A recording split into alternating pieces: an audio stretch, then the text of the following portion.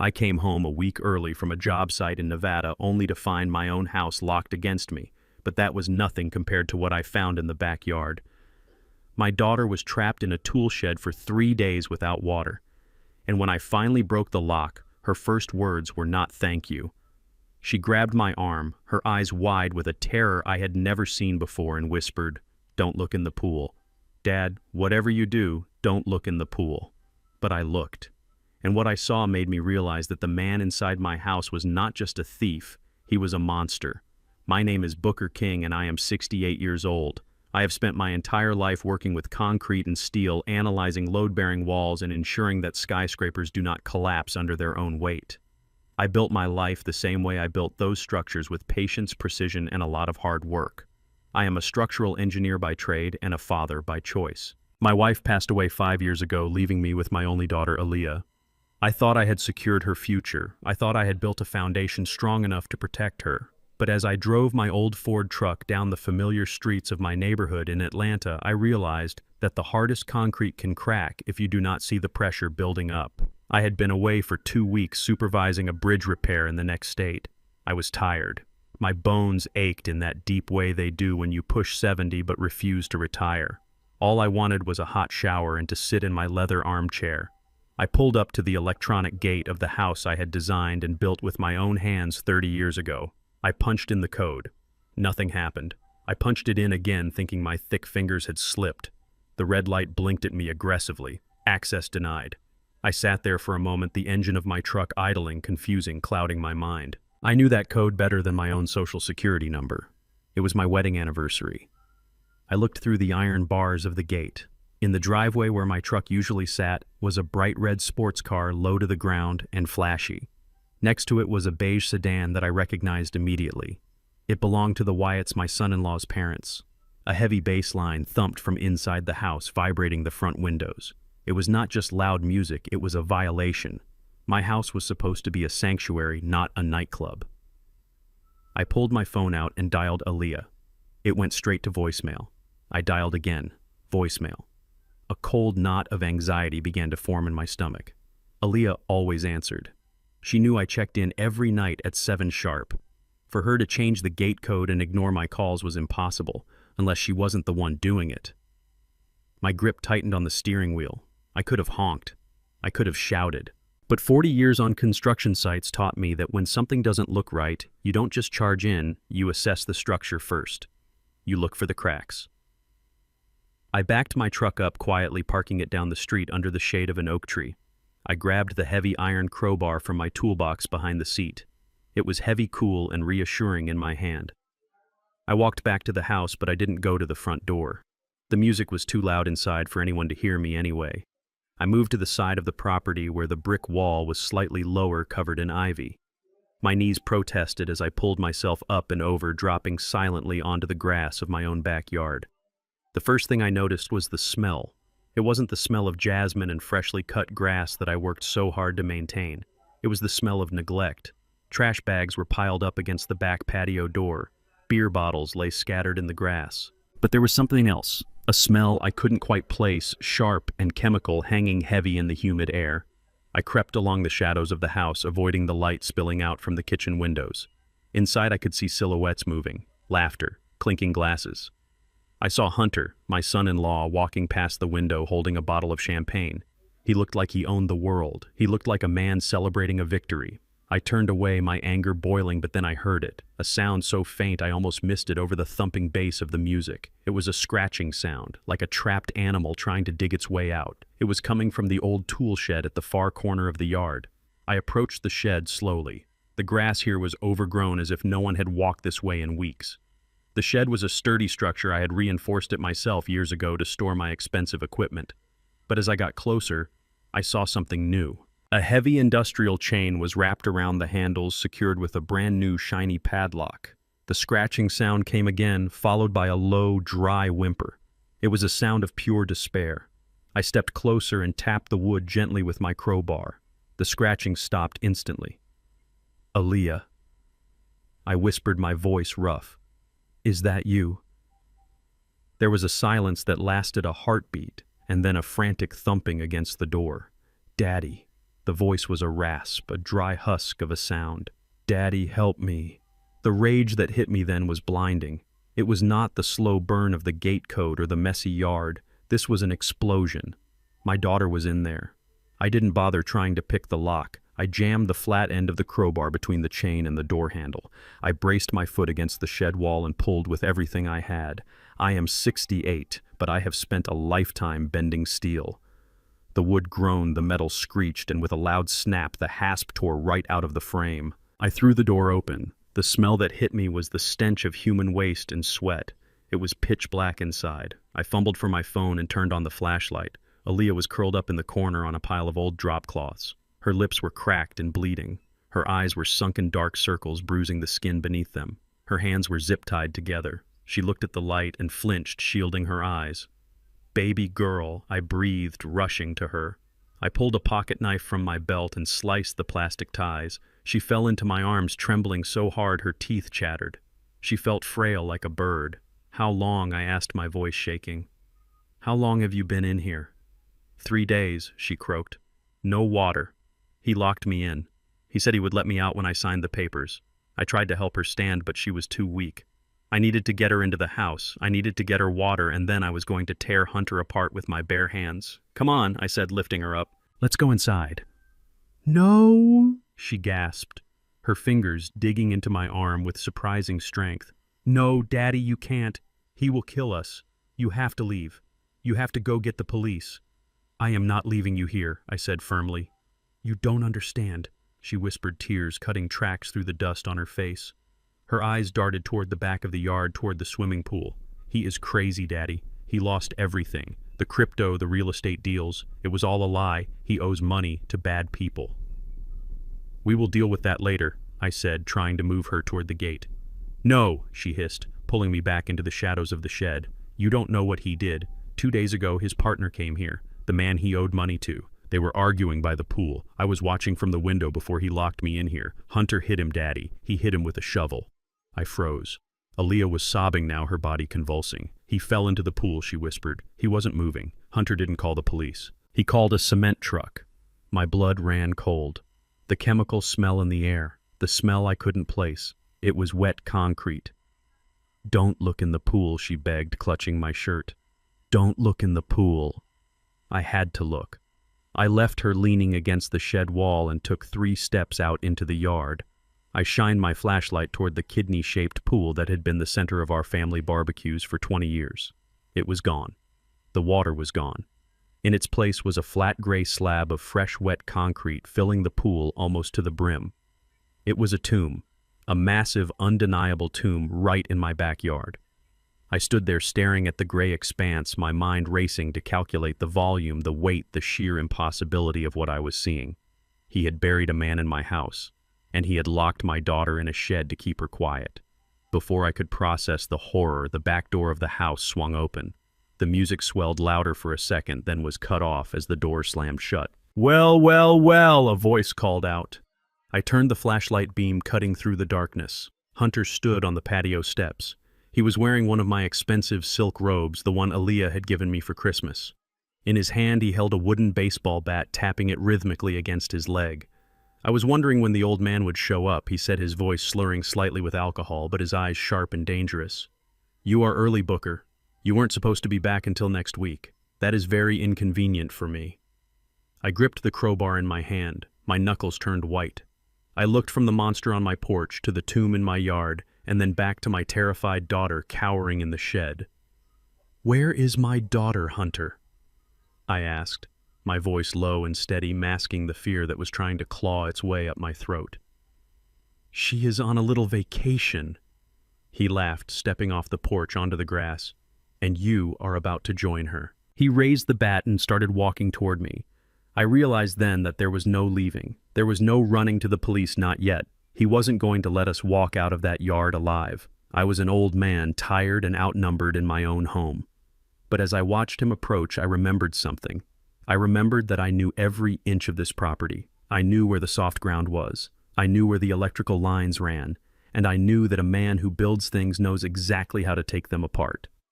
I lowered the crowbar, slightly feigning weakness, letting my shoulders slump. I needed him to think I was just a scared old man. I needed him to underestimate me. Because if I was going to save my daughter, I couldn't just fight him. I had to destroy him. Hunter smiled, seeing my posture soften. "That is right, Pop," he sneered. "Don't make this hard. Just give up." I took a step back, pretending to stumble, but my eyes were locked on his, scanning for weakness. The game had begun, and he had no idea who he was playing against. Before I continue this story, let me know where you are watching from in the comments below. Hit like and subscribe if you have ever had to protect your family from a wolf in sheep's clothing. The baseball bat hovered in the humid night air, a wooden pendulum of violence ready to swing down on my skull. Hunter stood there, his silhouette framed by the artificial light spilling from the kitchen door, his chest heaving with the adrenaline of a man cornered.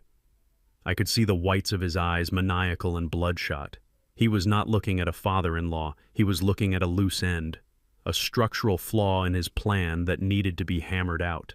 My grip on the heavy iron crowbar tightened. Every instinct in my body, honed by decades of hard labor on dangerous construction sites, screamed at me to swing first.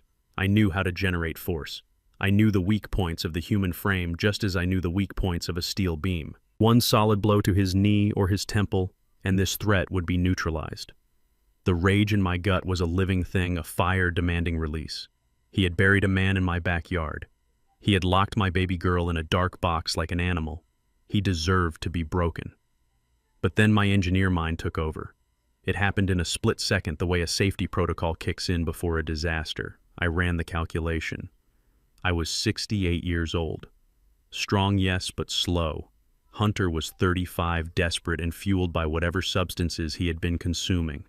If I swung and missed, or if I didn't take him down instantly, he would beat me to death right here on the grass. And then Aaliyah would be alone. She would be trapped in that shed, witness to her father's murder, waiting for her own turn.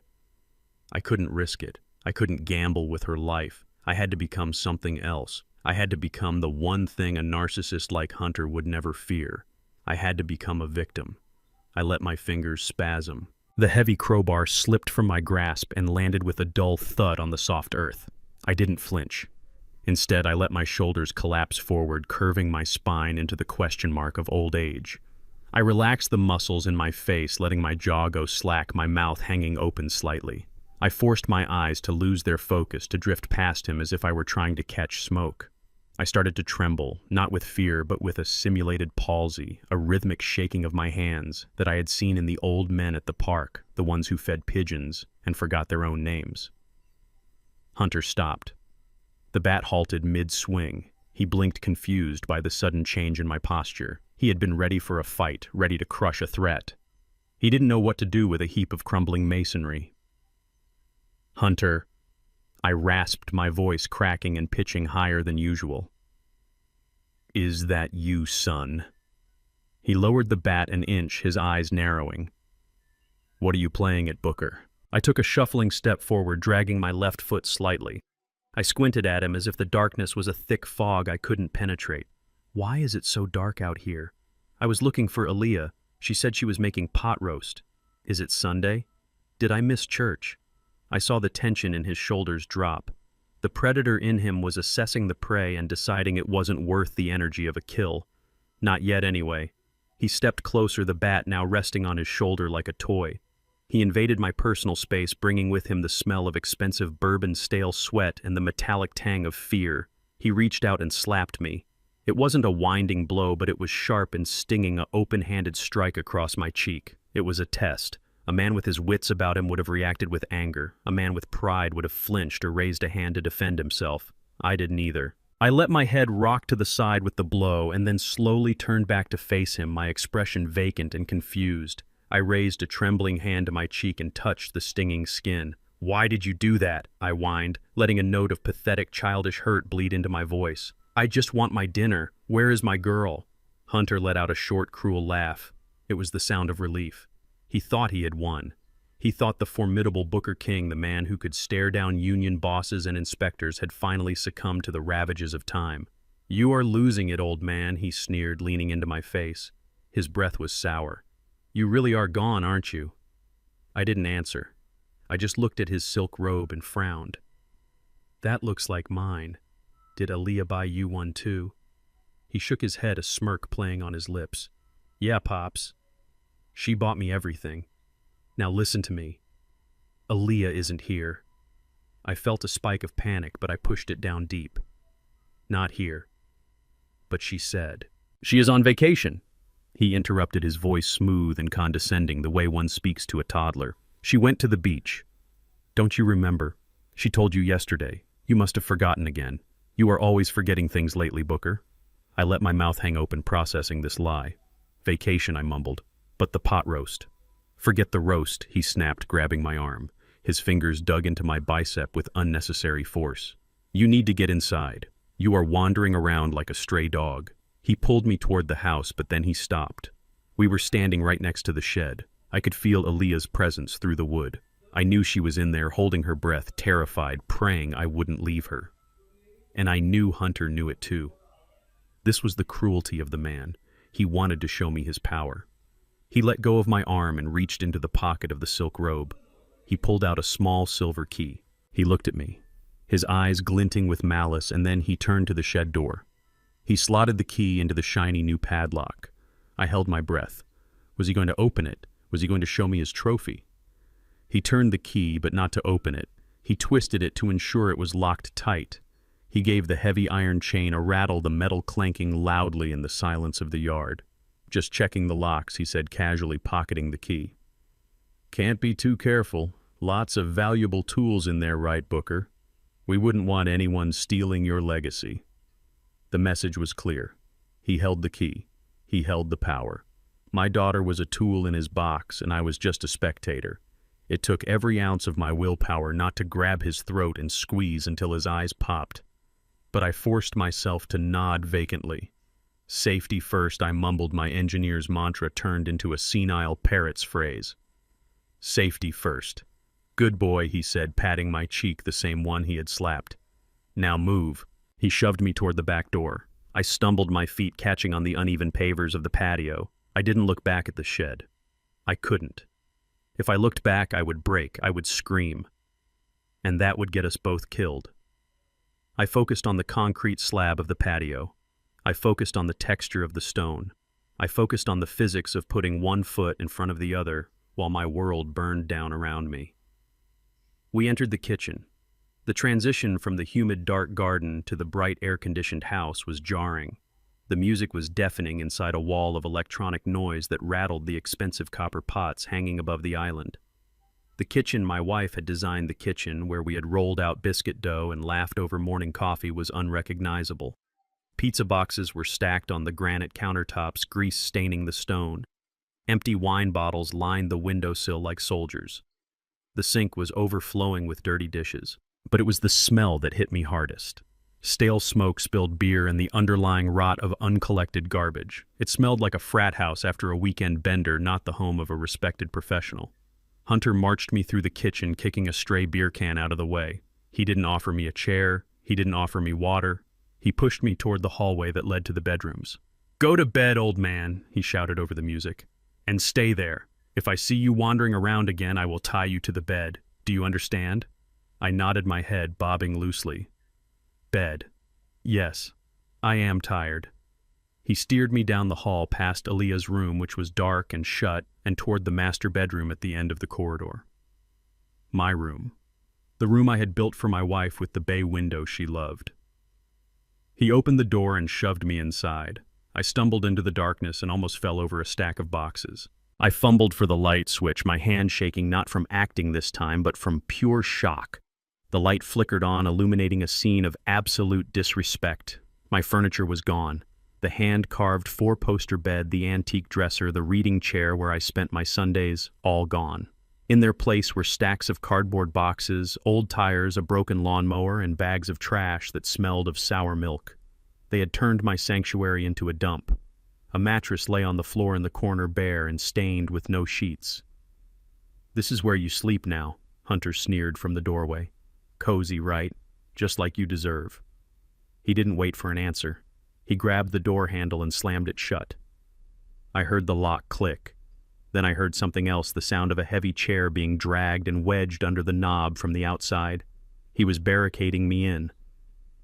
I stood in the center of the room, surrounded by the garbage of my life. My hands finally stopped shaking and clenched into fists so tight my fingernails cut into my palms. I was a prisoner in my own home. My daughter was in a box outside, and a murderer was drinking my wine in the kitchen. But he had made a mistake. He had put me in the one room in the house where the ventilation ducts connected directly to the living room. I had designed the HVAC system myself to ensure optimal airflow. I knew how sound traveled in this house. I moved silently to the vent near the floor. It was blocked by a stack of old magazines, but I pushed them aside gently. I lay down on the dirty mattress, pressing my ear against the metal grate. The music had been turned down. I could hear footsteps, heavy pacing, and then I heard Hunter's voice, clear and amplified by the metal ductwork. He was on the phone. "Yeah, Mom. Pick up. It is me." There was a pause. I held my breath. "Yeah, the old man is back. He just walked in from the yard." "No, I don't know how he got in." "He is totally gone, Mom. Brain like mush. He didn't even ask about the pool. He thinks Aaliyah is on vacation." Another pause. Hunter laughed, a dry, nervous sound. "No, he isn't a problem. He is weak. I pushed him around and he just took it. But we can't have him wandering around, not with the buyer coming tomorrow." My heart hammered against my ribs. A buyer. He was selling the house. "Yeah, I know," Hunter said, his voice dropping lower, taking on a sinister edge. "The plan has to change. We can't wait for nature to take its course. He is too healthy. He could live for another 10 years. I pressed my ear harder against the cold metal, the grate leaving an imprint on my skin. "Bring the heavy stuff, Mom. The ketamine." "Yeah. We are going to have a little family dinner tonight. We will put him to sleep. And this time, he isn't going to wake up." The line went dead. I lay there on the filthy mattress, staring at the ceiling. They were going to kill me. Tonight. I sat up slowly. The fear was gone, replaced by a cold, hard clarity. I looked around the room at the junk they had piled in here. Old tools, broken furniture, discarded wire. They saw trash. I saw raw materials. Hunter thought he had locked a senile old man in a room to die. But he had just locked a structural engineer in a room full of spare parts, and he had given me a deadline. I stood up and walked to the window. It was nailed shut, but the glass was thin. I looked at the old lawnmower in the corner. I looked at the electrical cord of a broken lamp. I wasn't going to wait for dinner. If they wanted to play games, I would show them how the game was played. I wasn't just going to escape. I was going to bring the whole house down on top of them. The door to my prison room burst open and light flooded in, blinding me after hours in the darkness. Hunter stood there silhouetted like a prison warden. He didn't say a word. He just grabbed the collar of my shirt and hauled me up. My knees buckled. I wasn't acting this time. The hunger and the stress were taking a toll on my 68-year-old body. But I forced my legs to work. I shuffled along, letting him drag me down the hallway, the plush carpet I had installed for my wife feeling miles away under my feet. We entered the dining room, and the scene that greeted me made my stomach churn with a rage hot enough to melt steel. My dining table. The mahogany table I had custom ordered from a craftsman in Charleston was set for a banquet. Crystal glasses sparkled under the chandelier. The rich aroma of seared ribeye steak and rosemary filled the air. Sitting at the head of the table where I had presided over Thanksgiving dinners for 30 years, sat a man I barely recognized, Mr. Wyatt, Hunter's father.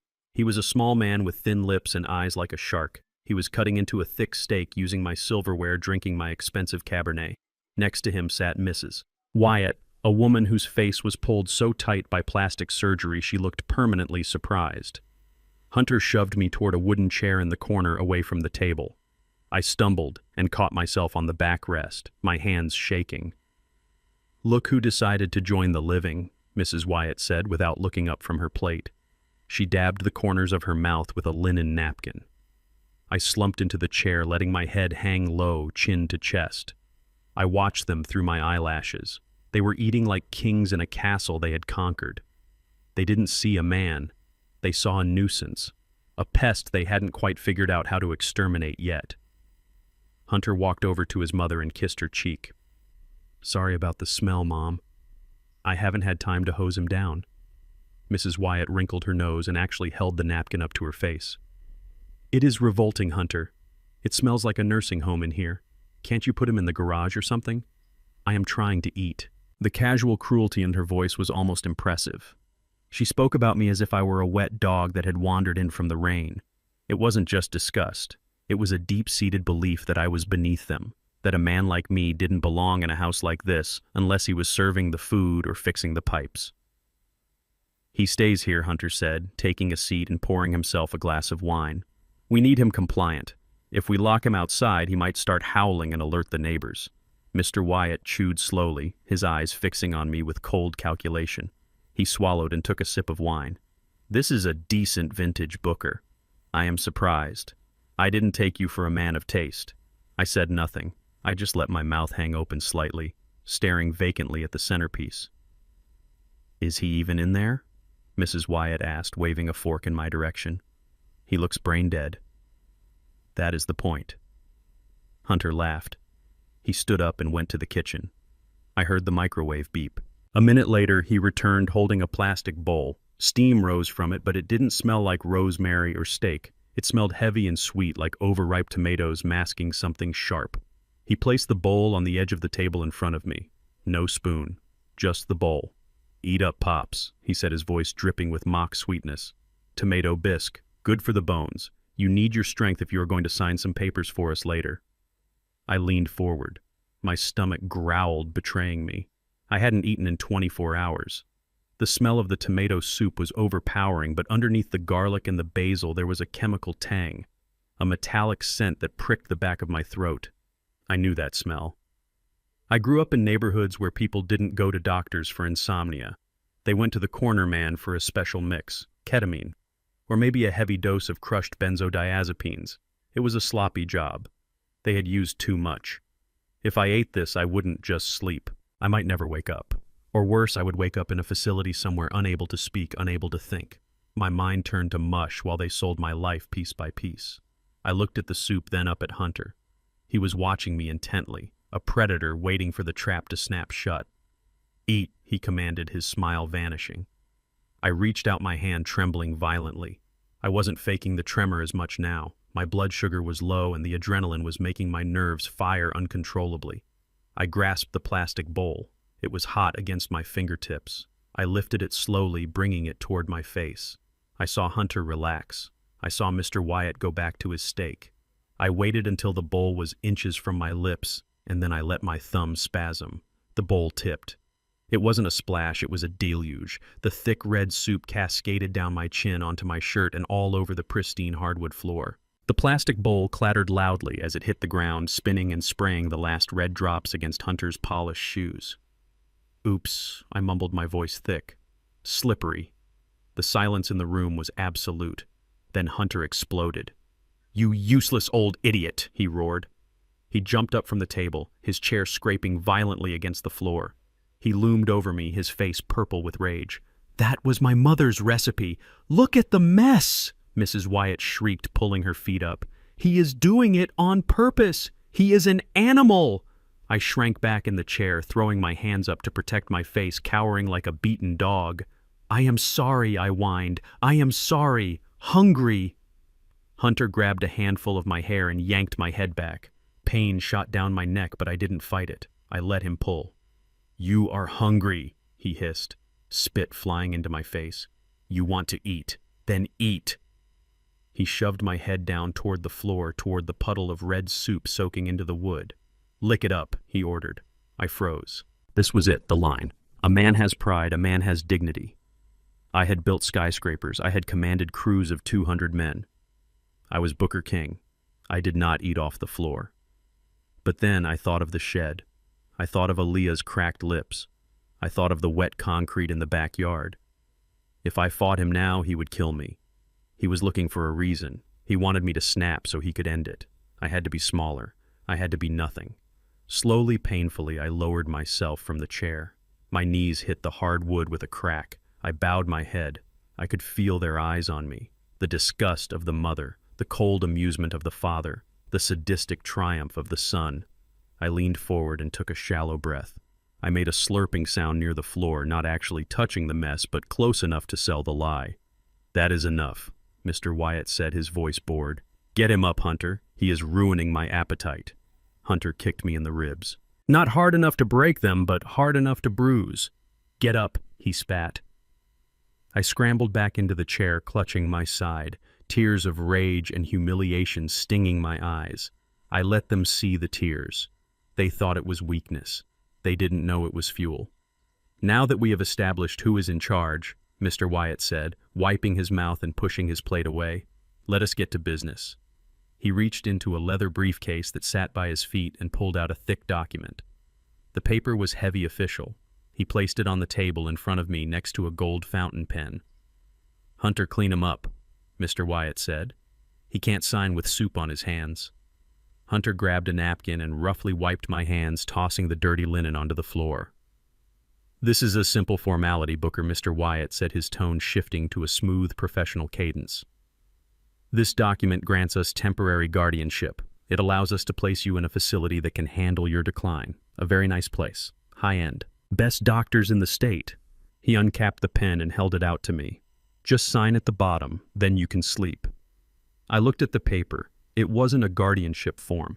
I could see the words power of attorney and transfer of deeds at the top. They weren't sending me to a home. They were taking everything. I reached for the pen. My hand shook so hard I couldn't hold it steady. "Help him, Hunter." Mr. Wyatt sighed. Hunter came around behind me and grabbed my right hand, forcing his fingers over mine, clamping them around the pen. He pressed my hand down onto the paper. "Sign it, old man," he whispered in my ear, "or the girl in the shed doesn't get water for another 2 days. The mention of Aaliyah sent a fresh shock of adrenaline through me. I couldn't sign. If I signed, I lost my leverage. I lost the house. I lost the ability to save her. I let Hunter guide my hand toward the signature line. The nib of the pen touched the paper. Ink began to flow. And then I locked my wrist. I stiffened every muscle in my forearm, turning my hand into a rigid claw. Hunter pushed, but I resisted pushing back in the opposite direction. The pen dug into the paper, tearing through the fiber. "What are you doing?" Hunter grunted, pushing harder. I let out a low moan, a sound of confusion and distress. I jerked my hand violently. The gold nib of the expensive pen snagged deep into the document, and with a loud crack the pen snapped in half. Ink exploded over the paper, obliterating the text in a black Rorschach test. I pulled my hand away, holding up the broken pieces of the pen, my eyes wide with feigned panic. "Broken," I babbled. "Broken. Fix it." Hunter stared at the ruined document. The ink was spreading, soaking into the table runner. The veins in his neck bulged. "You senile piece of trash," he screamed. He didn't think. He just reacted. He swung his fist, a wild haymaker that caught me on the side of the head. It hurt. Lights popped in my vision, but I saw it coming. I rolled with the punch, turning my head so it glanced off my cheekbone rather than shattering my jaw. I threw myself backward, forcing the chair to tip over. I hit the floor with a heavy crash and went limp. I let my breath shallow out. I let my eyes roll back and then closed them. "He is out," Hunter shouted, his voice cracking with panic. "I think I killed him." Silence hung heavy in the room for a second. "Check his pulse," Mr. Wyatt said calmly. I felt fingers against my neck. I kept my breathing slow, controlled. My heart was racing, but there was nothing I could do about that. "He is alive," Hunter said, sounding disappointed. "Heart is beating fast." "Leave him," Mr. Wyatt said. "He is useless to us tonight. Drag him back to the room. We will get a notary here tomorrow. We will force his thumbprint if we have to." And the girl Mrs. Wyatt asked, "What if she starts screaming?" "She won't," Hunter replied. "I gave her something to keep her quiet. She is out cold." I lay there on the floor listening to every word. They thought I was unconscious. They thought I was beaten, broken, and defeated. "Drag him out, Hunter," Mr. Wyatt ordered. I want to finish my wine. Hunter grabbed my ankles. He dragged me across the floor, my head bumping against the threshold. He hauled me down the hallway and threw me back into the dark room, slamming the door and locking it. I lay in the dark, listening to his footsteps retreat. My cheek throbbed. My ribs ached. I smelled of tomato soup and fear. But as I lay there in the silence, a cold smile touched my lips. They hadn't checked my pockets. While Hunter was wiping my hands while he was distracted by his own rage, I had palmed something from the table. I sat up and opened my hand. In the dim light filtering under the door, I saw the glint of metal. It was the steak knife Mr. Wyatt had been using. They wanted to play games. They wanted to treat me like an animal. Well, an animal with a knife is a dangerous thing. I stood up, ignoring the pain in my body. The window was still nailed shut. The door was locked. But now I had a tool, and I had a few hours before the alcohol they were drinking put them into a deep sleep. I walked to the window and wedged the knife blade under the frame. It was time to go to work. The darkness of the room was absolute, a heavy blanket that smelled of dust and my own dried blood.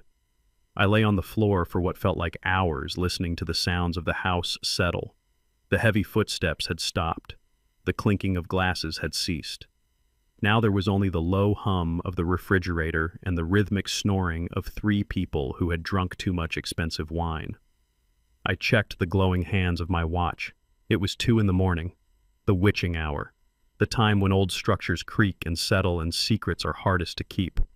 My head throbbed where Hunter had punched me, a dull ache that pulsed in time with my heartbeat. My ribs felt like they were wrapped in barbed wire every time I took a breath.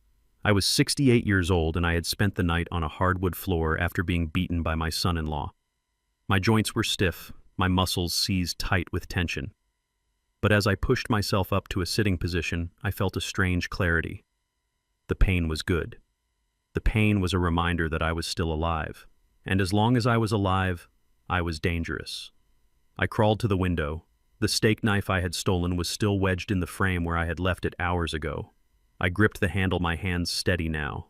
I worked the blade back and forth, digging into the layers of paint that had sealed the window shut for years. Paint flaked away, sticking to my sweaty skin. I pushed the blade deeper, finding the leverage point between the sash and the sill. I leaned my weight into it. Wood groaned. It was a soft sound, but in the silence of the night it sounded like a gunshot. I froze, holding my breath, listening. The snoring continued, uninterrupted. I pushed again, harder this time. With a sudden pop, the seal broke. I slid the window up. It moved only a few inches before sticking, but it was enough. The night air rushed in, humid and sweet, carrying the scent of rain and wet earth. It was the smell of freedom. I squeezed my body through the narrow opening. My shoulders scraped against the frame, the rough wood tearing my shirt. I wriggled my hips through, forcing my old bones to bend in ways they hadn't in 20 years. I hung by my fingertips from the sill, my feet dangling in the darkness. It was only a 4-foot drop to the flower bed below, but to my knees it might as well have been a mile. I let go. I hit the soft earth with a heavy thud. Pain shot up my legs, exploding in my bad knee, the one I had injured building the stadium downtown back in '95. I bit my tongue to keep from crying out, tasting fresh copper in my mouth. I stayed crouched in the azalea bushes, waiting for a light to flick on, waiting for Hunter to come charging out with that bat. But the house remained dark. They were confident. They were arrogant. They thought the old man was broken and locked away. I forced myself to stand. My knee buckled, but I locked it straight, leaning my weight against the brick wall of the house. I took a deep breath, pushing the pain into a small box in the back of my mind. I would deal with it later. Right now, I had a job to do. I moved through the shadows, skirting the edge of the property line. The grass was wet with dew soaking through my socks. I scanned the yard, my eyes adjusting to the gloom. I saw the glint of metal near the patio. It was my crowbar, lying exactly where I had dropped it when I decided to play the part of the senile fool. I picked it up. The iron was cold and heavy, familiar in my grip. It felt like an extension of my arm. I approached the shed. The silence in the backyard was heavy, oppressive.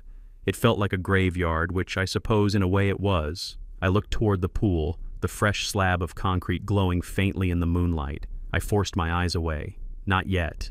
I reached the shed door. The shiny new padlock glinted, mocking me.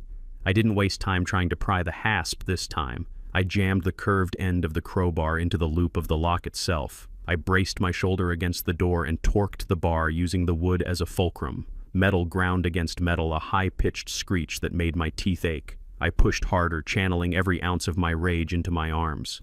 With a loud crack, the internal mechanism of the lock shattered. The shackle popped open. I pulled the chain free and threw the door open. "Aaliyah," I whispered into the darkness. "Baby girl, it is me."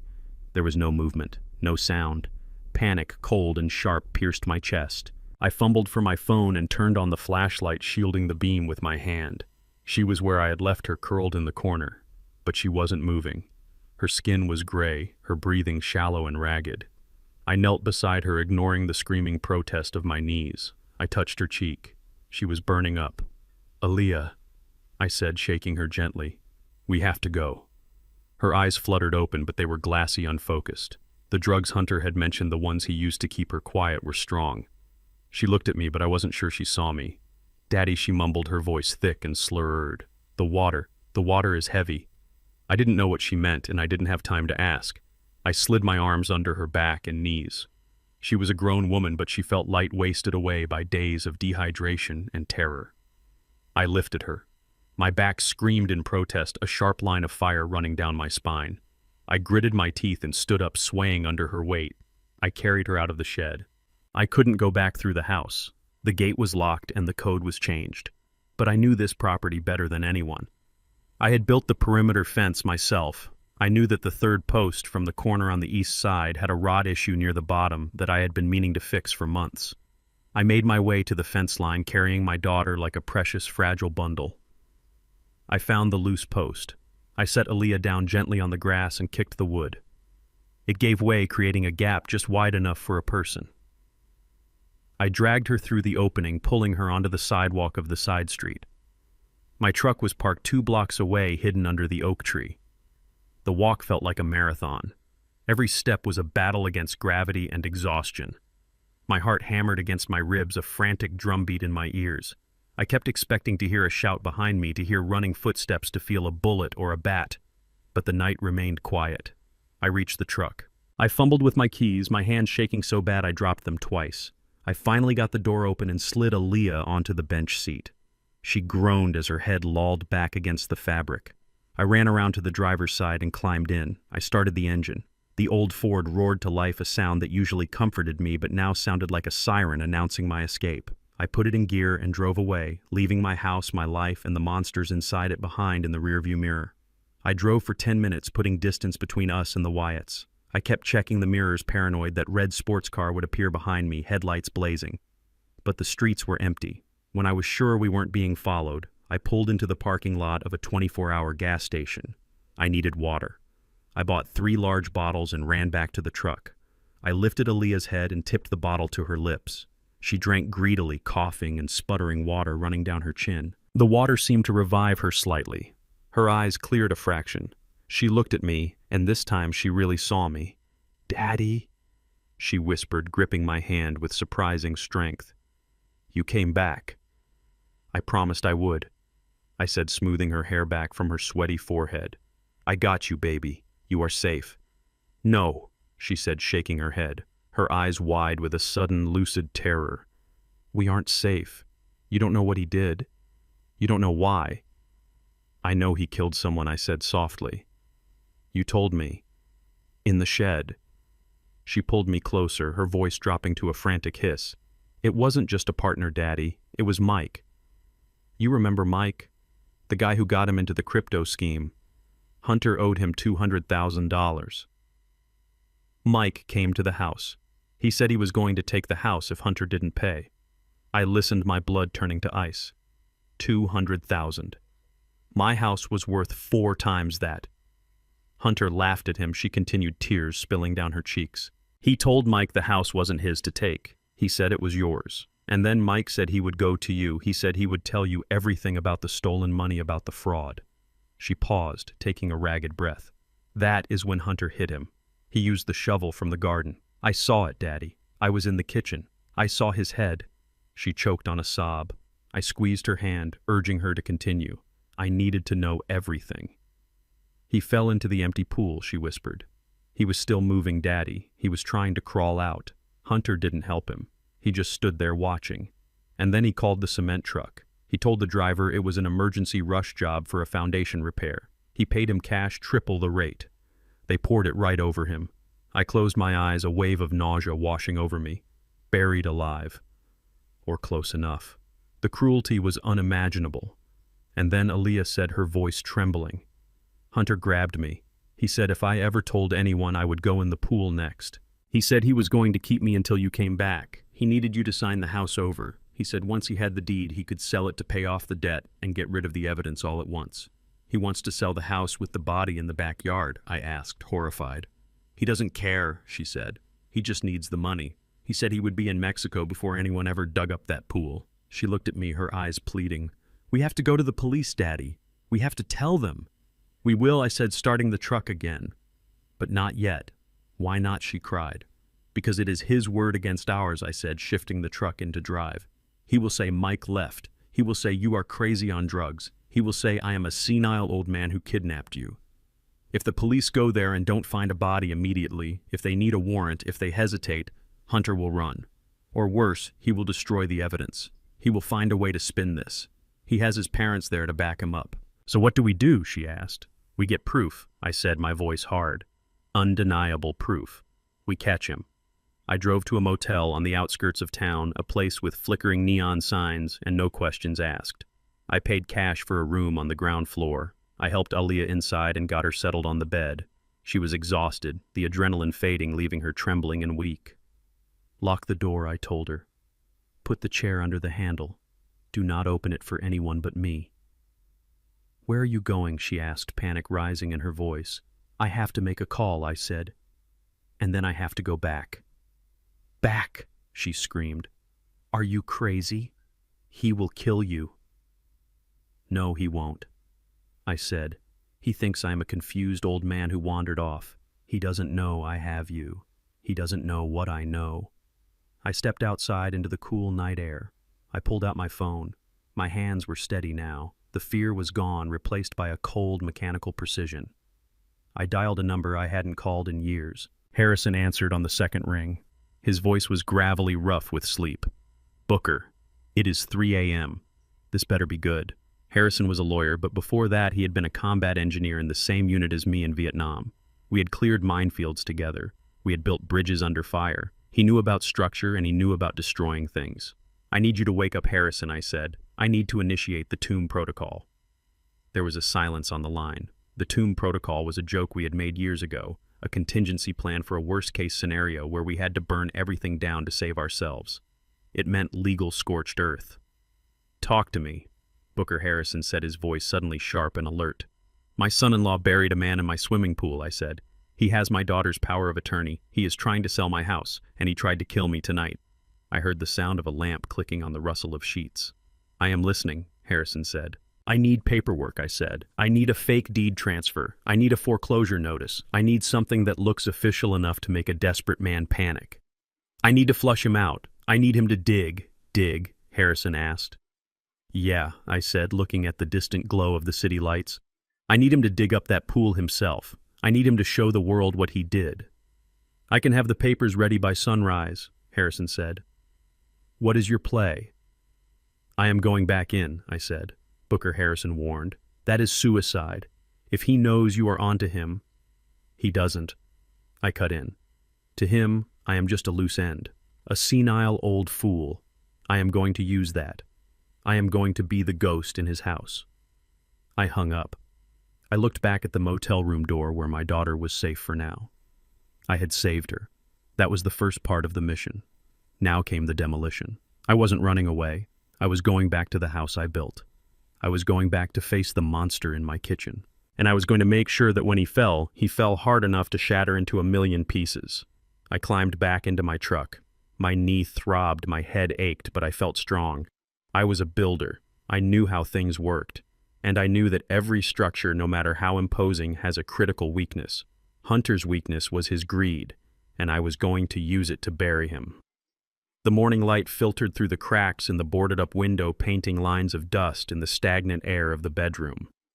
I was back on the filthy mattress, exactly where Hunter had left me the night before. My body screamed in protest. My bad knee throbbed with a dull, persistent ache from the jump out of the window and the long walk back from the motel. My ribs felt like they were wrapped in hot wire, but I lay still. I forced my breathing to be shallow and rhythmic. I had to become the furniture. I had to become the ghost in my own home. I had slipped back into the house an hour before dawn. It had been a risk. The front door was locked, but the kitchen window, the one with the faulty latch that I had been meaning to fix for 6 months, was my way in. I had crept through the silent house, past the snoring forms of Hunter's parents on the living room couches, and back into this prison cell. I had wedged the window shut again, jamming the paint back into the cracks to hide my escape. I had curled up on the mattress and waited. Now the heavy sound of the barricade being dragged away from the door echoed in the hallway. The chair scraped against the wood floor. The lock clicked. The doorknob turned. Hunter stood in the doorway. He looked terrible. His skin was pale and waxy, his eyes bloodshot, rimmed with dark circles. He was wearing the same clothes as the night before, stained with wine and sweat. He reeked of a hangover that was fighting a losing battle against his desperation. He stared at me, his mouth slightly open. He had expected to find a body, or at least a man in a coma. He had drugged that soup with enough ketamine to knock out a horse. He had seen me lick it off the floor. In his mind, I should have been a vegetable. But there I was. I lifted my head slowly, letting it wobble on my neck. I blinked at him, my eyes unfocused and watery. I let a line of drool escape the corner of my mouth. Hunter frowned. He took a step into the room, looking around suspiciously. He looked at the soup bowl still lying on the floor where it had fallen. He looked at the empty space where the soup had been. "You are awake," he muttered. His voice was raspy. "How are you awake?" I didn't answer.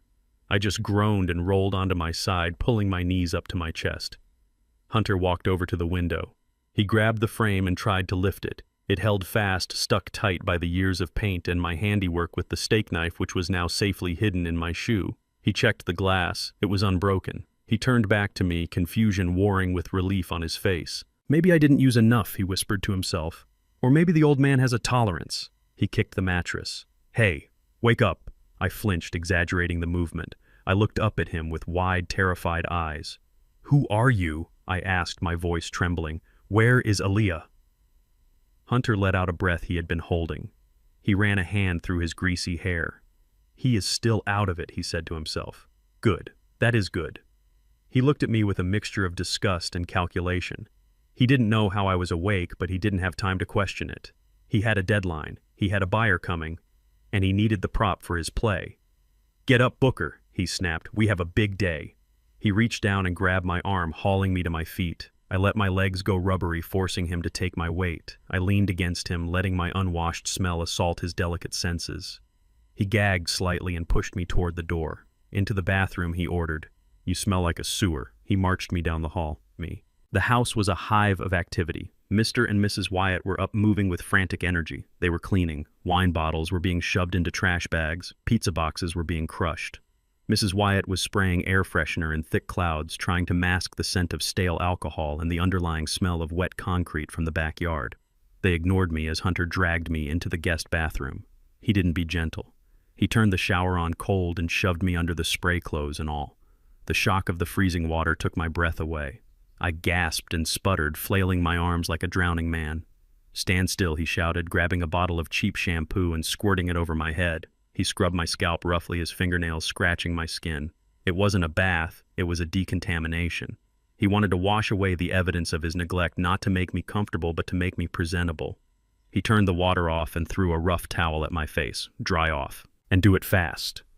I fumbled with the towel, my hands shaking violently. I wasn't just acting now, the cold had seeped into my bones. I stripped off my wet clothes, standing naked and shivering in front of the man who had tried to kill me. He looked at my scarred body, the map of a life spent building things, with a sneer of contempt. "Put this on," he said, kicking a pile of clothes toward me. It was my old Sunday suit, the one I wore to church. It smelled of mothballs and cedar. I put it on, slowly buttoning the shirt wrong on purpose, missing loops, fumbling with the zipper. Hunter watched me, impatiently tapping his foot. "Fix your collar," he barked. "You look like a hobo." He stepped forward and jerked my collar straight, tightening the tie until it choked me. He grabbed my shoulders and spun me around, forcing me to look in the mirror. "Look at you," he said, his voice dropping to a menacing whisper. "The respected Booker King, look at what you have become." I stared at my reflection. The man in the mirror looked broken. His eyes were hollow, his skin gray, but deep in the pupil, behind the veneer of senility, I saw the spark. The engineer was still there, assessing the load, calculating the stress points, waiting for the collapse. "Listen to me, old man," Hunter said, leaning close, his face next to mine in the mirror. "In 1 hour, a man is coming to look at the house. He is going to buy it, and you are going to help me sell it." I blinked at him, letting my mouth hang slack. "Sell," I mumbled. "Home." "Yes, sell," he hissed. "And here is what you are going to do. You are going to sit in the living room, you are going to smile, you are going to nod, And if he asks you anything, you are going to say that you are happy to be moving to a retirement community. Do you understand? I shook my head slowly, feigning confusion. Aaliyah, I whined. I want Aaliyah. Hunter's grip on my shoulders tightened until I thought my collarbone would snap. Aaliyah is safe, he lied, his eyes boring into mine. She is perfectly safe, but she is in my custody. Do you understand what that means, Booker? It means I decide what happens to her. He paused, letting the threat hang in the air, heavy and suffocating. He didn't know she was gone. He didn't know she was safe in a motel room with a chair wedged under the door. He thought he still held the ace, and I had to let him believe it. If you mess this up, Hunter whispered, if you say one wrong word to the buyer, if you act crazy or try to ask for help, I will make a call. And Aaliyah won't get water today, or tomorrow, or ever again. Do you hear me? I let a tear leak out of my eye. I let my lip tremble. Please, I whispered. Don't hurt her. Then be a good boy, he said, patting my cheek with a mock affection that was more terrifying than his rage. Be a good boy and sign the papers when I tell you to. And maybe, just maybe, I will let you see her again. He spun me around and marched me out of the bathroom. The living room had been transformed. The trash was gone. The curtains were open, letting in the bright morning sun. Mrs. Wyatt had arranged a vase of fresh flowers on the coffee table. Mr. Wyatt was sitting in my armchair reading a newspaper, looking like the picture of a concerned grandfather. It was a stage set, a facade of normalcy built over a foundation of rot. Hunter pushed me toward the sofa. Sit here, he commanded, and don't move. I sat. The cushions were soft, swallowing me up. I rested my hands on my knees, keeping them trembling. I looked around the room with wide, frightened eyes, playing the part of the confused elder, overwhelmed by the activity. Hunter paced back and forth, checking his watch. He was nervous. Sweat beaded on his upper lip. He kept glancing out the window toward the street. He needed this money. He needed it fast. He was a man running out of time, and he was making mistakes. I felt the weight of the burner phone in my sock. I had bought it at the gas station when I got the water for Aaliyah. It was a cheap plastic brick, but it had a voice recorder and a battery that would last for days. I had slipped it into my sock while I was in the bathroom fumbling with my pants. Now I needed to move it. I needed to get it into a position where it would capture every word of the transaction. The sofa was perfect. The cushions were deep and separated by a narrow crevice that would hide the phone but allow the microphone to pick up the conversation in the room. But Hunter was watching me like a hawk. I need water, I croaked, clutching my throat. Thirsty. Hunter rolled his eyes. Mom, get him a glass of water before he dries up and blows away. Mrs. Wyatt sighed loudly from the kitchen, but she started running the tap. Hunter turned his back to me, walking toward the window to check for the buyer again. This was my chance. I slumped sideways on the sofa, letting out a groan as if my old back had given out. I jammed my hand down toward my ankle. My fingers brushed the rough fabric of my sock. I gripped the phone. What are you doing? Hunter snapped, spinning around. I froze my hand halfway up my leg. My leg, I whined, rubbing my knee. It hurts. Arthritis. Hunter narrowed his eyes. Sit up straight. You look like a sack of potatoes. I pulled myself up slowly, keeping the phone palm hidden against my thigh. I rubbed my knee with my other hand, putting on a show of pain. Hunter watched me for a second longer, then turned back to the window as a car engine sounded in the driveway. He is here, Hunter said, his voice tight. Showtime, everyone. Mrs. Wyatt came in with the water. She thrust the glass at me. Here, drink it and shut up. I took the glass with both hands, letting it rattle against my teeth as I drank. Hunter walked to the front door, smoothing his hair, fixing his tie. He took a deep breath, composing himself, transforming from the abuser into the grieving son-in-law. Remember Booker, he hissed over his shoulder without looking at me. One wrong word. The doorbell rang. It was a cheerful, innocent sound that echoed through the house of horrors. Hunter opened the door. A large man in a cheap suit stepped in, booming a greeting. I took the opportunity. While all eyes were on the door, while the loud greetings filled the air, I slid my hand between the sofa cushions. I pushed the phone deep down into the gap, angling it so the microphone faced out. I pulled my hand back and rested it on my knee just as Hunter turned around, ushering the buyer into the room. I sat there, a small, trembling old man in an ill-fitting suit. But inside I was calm. The trap was set. The recorder was rolling. Now all I had to do was wait for them to hang themselves, and I knew exactly how much rope to give them.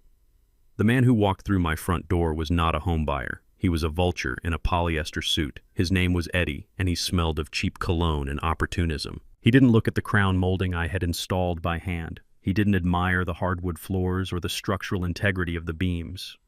He looked at the house the way a butcher looks at a carcass, calculating how much meat he could strip off the bone. Hunter introduced him as an investor, a friend of a friend. I sat on the sofa, my hands trembling on my knees, my eyes wide and vacant, playing the part of the confused geriatric to perfection. I watched Eddie walk around the living room, kicking the baseboards with his scuffed dress shoes. "This place is a gut job," Eddie announced loud enough for the neighbors to hear. "The wiring is probably shot. The layout is ancient. Nobody wants these closed floor plans anymore. It is going to cost me 50 grand just to open up the kitchen." I felt a surge of indignation. The wiring in this house was military grade, the layout was timeless, but I kept my mouth shut, letting my head bobble slightly. Hunter stood by the fireplace, wringing his hands. He was sweating through his shirt. "So what are we thinking?" Eddie Hunter asked, his voice tight with desperation. "We are looking for a quick close. Cash." Eddie laughed, a harsh barking sound. He walked over to the window and looked out at the street. "Zillow says 850. But Zillow does not know this place smells like old people in desperation. I will give you 400. Cash. Today." 400. Hunter choked. "That is less than half. The land alone is worth more than that." Eddie shrugged, adjusting his tie. "Take it or leave it, kid. I am doing you a favor. I know you need to move fast. I can have the money in your account by noon. Or you can list it. Go through inspections. Wait for a bank loan. Your call." Hunter looked at his parents. Mr. Wyatt was stone-faced, but his eyes were screaming, "Take the money." Mrs. Wyatt was picking lint off her skirt, looking bored. They didn't care about the equity. They didn't care that this was my life savings, my legacy for Aaliyah. They just wanted the cash so they could run before the bodies were found. Hunter turned back to Eddie. He looked like he was about to vomit. 400 is robbery," he muttered. "You are in no position to negotiate," Eddie said, stepping closer, invading Hunter's space. "I know about the debts, Hunter. I know about the people looking for you. 400,000 gets you a plane ticket and a fresh start." Hunter closed his eyes. I could see the fight leave him. He was a coward, and cowards always take the easy way out, even if it costs them everything. "Fine," he whispered. 400. But we close today." "Done," Eddie said, extending a hand. "Let us take a look at the grounds, and then we will sign the papers." My heart hammered against my ribs. $400,000. He was selling my life's work for scrap. If they signed those papers, if the money transferred, I would lose the house. I would lose my leverage. I had to stop this. But I couldn't break character. I couldn't stand up and shout. I had to be smarter. I had to use their own greed against them. We stood up. Hunter grabbed my arm, his fingers digging into my bicep. "Come on, Booker," he hissed. "We are going outside. Don't say a word." We walked through the kitchen and out the back door onto the patio. The heat of the day hit us instantly. The backyard was a mess of overgrown grass and neglect, but dominating the space was the fresh gray scar of the concrete-filled pool. Eddie stopped dead on the patio. He whistled low and long. "What in the hell is that?" he asked, pointing a thick finger at the slab. Hunter stiffened. I felt his grip on my arm tighten until it was painful. "It is a patio extension," he lied quickly. "We filled in the pool. Too much maintenance. We are going to put a basketball court there." Eddie walked off the porch and onto the grass. He circled the concrete, kicking at the wooden forms that were still holding the wet edges in place. "That is a lot of concrete for a basketball court," he said, suspicious. "That is 5 feet thick if it is an inch. Why didn't you just deck over it?" Hunter stammered, searching for a lie. "Structural stability. The ground was shifting. We wanted it solid." I watched them. I saw Eddie's eyes narrow. He knew something was wrong. He was a shark, and he smelled blood in the water. He just didn't know what kind of blood it was. I let out a low moan, a sound of senile confusion. I pulled my arm away from Hunter and took a stumbling step toward the pool. "Not a court." I mumbled, my voice loud and clear in the quiet yard. "Not for ball." Hunter lunged for me, but I sidestepped, using my cane to block him. I pointed a shaking finger at the center of the concrete slab, right where I knew the deep end used to be, right where Aaliyah said the body was. "The vault," I said, my eyes wide with a fake lucidity. That is where he put the vault. Eddie turned to look at me. What did he say? Hunter grabbed my shoulder. Shut up, old man. He is confused. He doesn't know what he is talking about. I shook him off with a strength that surprised him. My grandpa's gold. I continued, raising my voice. From the mines in Africa. He said the banks weren't safe. He said bury it deep, Booker. Bury it in concrete so the government can't find it. I saw the change in Eddie's face instantly. The suspicion vanished, replaced by a naked, hungry greed. He looked from me to the concrete and back again. Gold, he asked, his voice dropping an octave. What is he talking about, Hunter? He is crazy, Hunter shouted, his face turning red. There is no gold. He is senile. He thinks he is a pirate. But I kept going, weaving the lie with threads of truth. The bars, I whispered, staring at the concrete as if I could see through it. 50 of them. Pure bullion. Saved from the war. He told me to pour the concrete thick. He told me to hide it forever. I looked at Eddie and gave him a conspiratorial wink. Don't tell the tax man, I whispered. It is our secret. Eddie looked at the slab differently now. He wasn't seeing a filled-in pool. He was seeing a treasure chest. He walked to the center of the concrete and stamped his foot. It sounded solid heavy. 50 bars, he murmured, doing the math in his head. That is millions. Hunter was panicking. I could smell it on him. He wasn't thinking about gold. He was thinking about the body rotting a few feet beneath Eddie's shoes. If Eddie believed me, if he demanded to dig, he wouldn't find treasure. He would find a corpse. And Hunter would go to prison for life. This is nonsense, Hunter said, his voice high and shrill. He is off his meds. We are leaving. Eddie didn't move. He stood on the concrete, his hands on his hips. You know, Hunter, he said slowly, if there is gold down here, that changes the valuation. There is no gold, Hunter screamed. Then you won't mind if we check. Eddie said, a cruel smile spreading across his face. Before I hand over 400 grand, I want to know what I am buying. Tell you what, I will pay for the jackhammer. We drill a test hole. If there is nothing there, I buy the house as is. If there is gold, we split it 50-50. It was the perfect trap. Eddie's greed was pushing him to dig. Hunter's fear was pushing him to run. And I was the one pulling the strings. Hunter stepped between Eddie and the pool. His hands were shaking. He looked like a cornered animal. Get off my property, he said. Eddie laughed. Relax, kid. I am making you a fair offer. I said, get out, Hunter roared. The deal is off. No sale. Get off my land before I call the cops. Eddie's smile faded. He looked at Hunter, then at the concrete, then at me. He saw the terror in Hunter's eyes. He didn't see a man protecting a treasure. He saw a man hiding a secret. But Eddie was a con man, not a detective. He assumed the secret was money, not murder. You are making a mistake, kid, Eddie said, his voice low and threatening. You don't walk away from a deal with me. I am not selling, Hunter shouted, pushing Eddie toward the gate. Get out, Eddie held his hands up, backing away. All right. You want to sit on your gold mine, fine, but don't come crawling back to me when the loan sharks come knocking.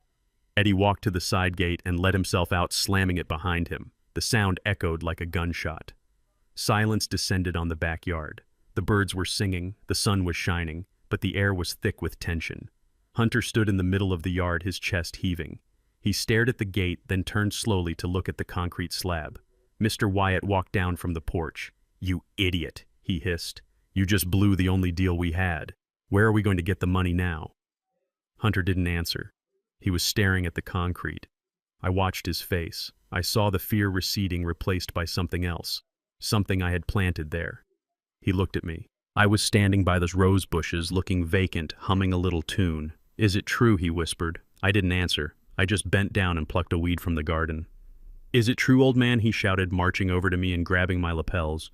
Is there gold in that pool? I looked at him, blinking. Gold, I asked innocently. Grandpa said to hide it. He said concrete is better than a bank. Safe. Keep it safe for Aaliyah. Hunter let go of me. He stepped back, running a hand over his mouth. He looked at his father. Dad, he said, his voice trembling. What if he is telling the truth? Mr. Wyatt scoffed. He is senile, Hunter. He is making it up. He was an engineer, Hunter argued. He worked overseas for 30 years. Africa, the Middle East. He made good money, and he never spent any of it. Look at this house. Look at his truck. He lived like a pauper. Where did the money go? He turned back to the pool. His eyes were wide manic. He wasn't seeing a grave anymore. He was seeing his salvation. He was seeing the solution to all his problems buried right there in his own backyard. The fear of the body was still there, but the greed was louder. The greed was screaming. "If there is gold down there," Hunter whispered, "we don't need to sell the house. We don't need Eddie. We take the gold, we pay off Mike's people, and we disappear." "But the body," Mr. Wyatt whispered, looking around nervously. "We dig carefully," Hunter said, his voice gaining confidence. "We find the gold first, then we worry about the rest." He looked at me again. A slow, twisted smile spread across his face. "You are going to help us, Booker," he said. "You are going to show us exactly where it is." I smiled back, a vacant, empty smile, but inside I was cheering. He had taken the bait. He was going to dig. He was going to do my work for me. "Get the shovels," Hunter barked at his father. "Get the pickaxes. We are going mining."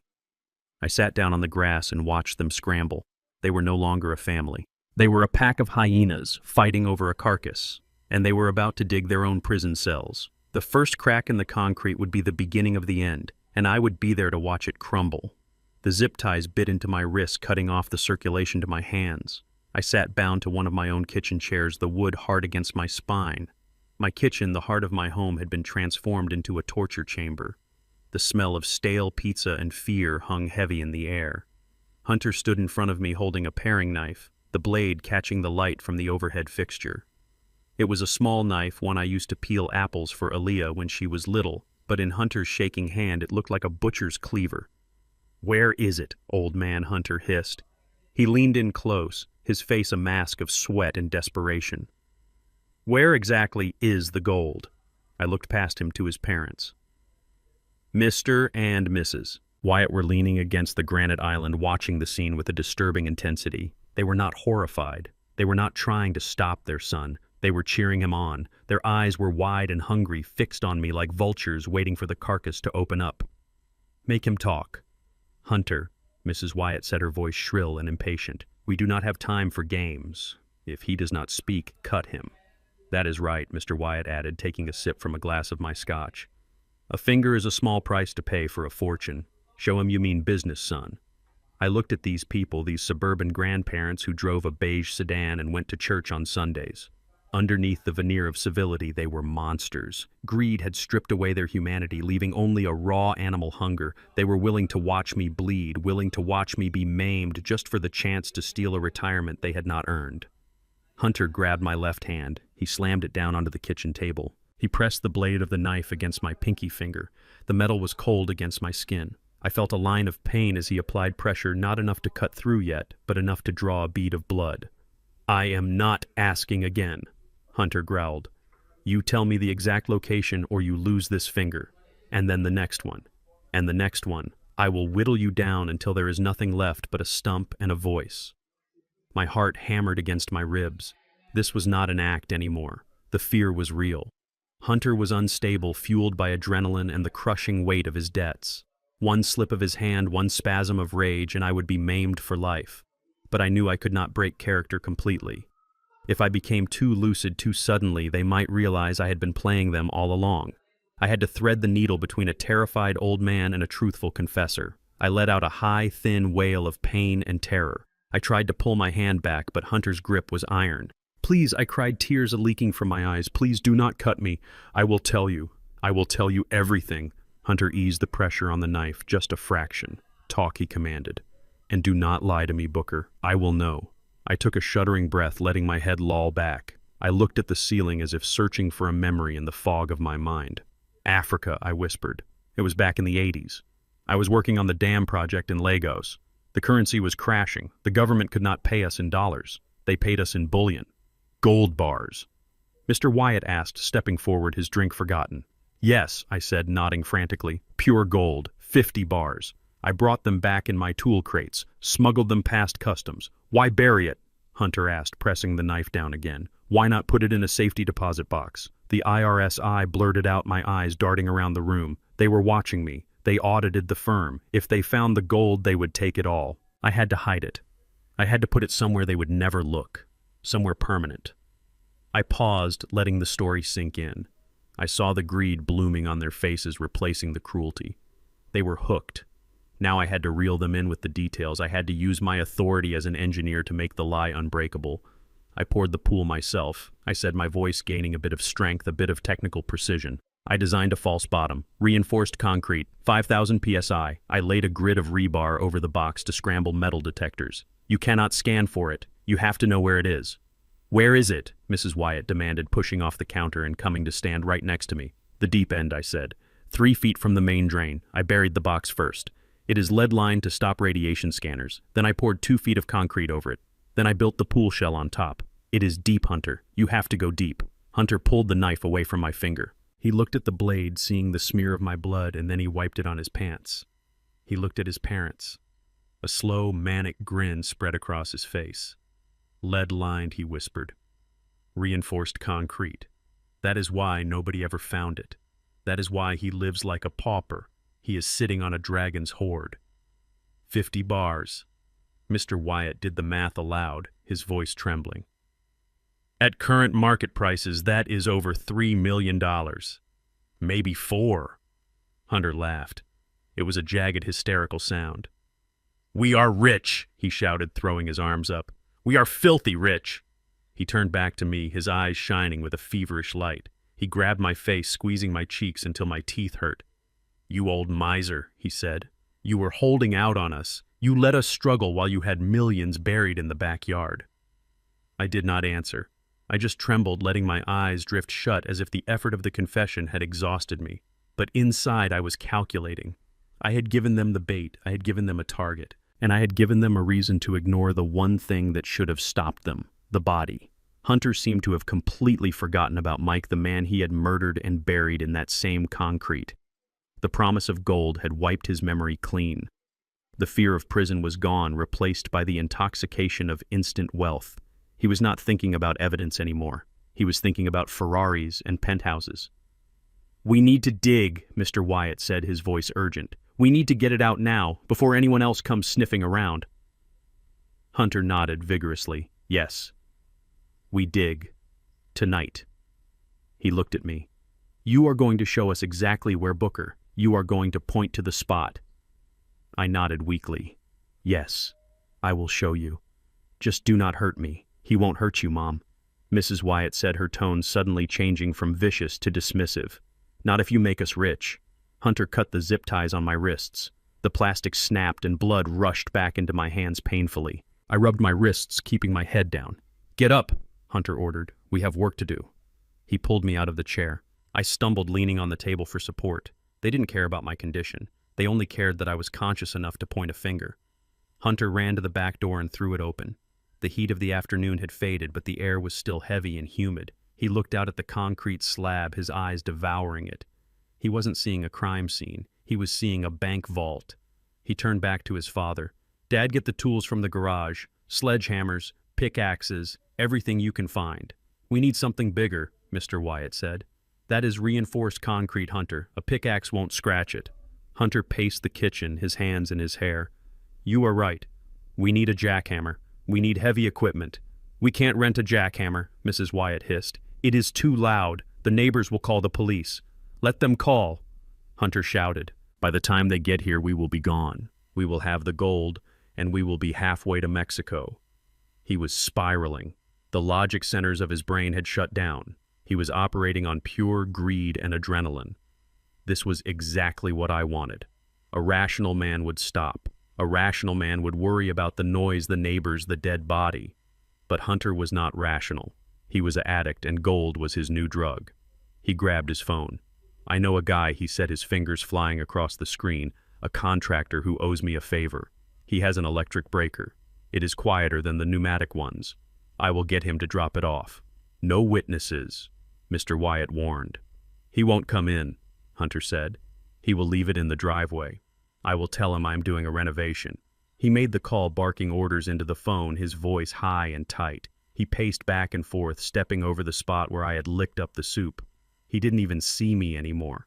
I was just a map to him now. I stood by the counter, nursing my throbbing finger. I watched them. They were in a frenzy. Mr. Wyatt was already heading to the garage. Mrs. Wyatt was pouring herself another drink, her hands shaking with excitement. They had swallowed the lie whole. They had swallowed it hook, line, and sinker. They were going to tear up their own cover-up. They were going to exhume the evidence of their own crime, and they were going to do it with a smile on their faces, thinking they were digging for treasure.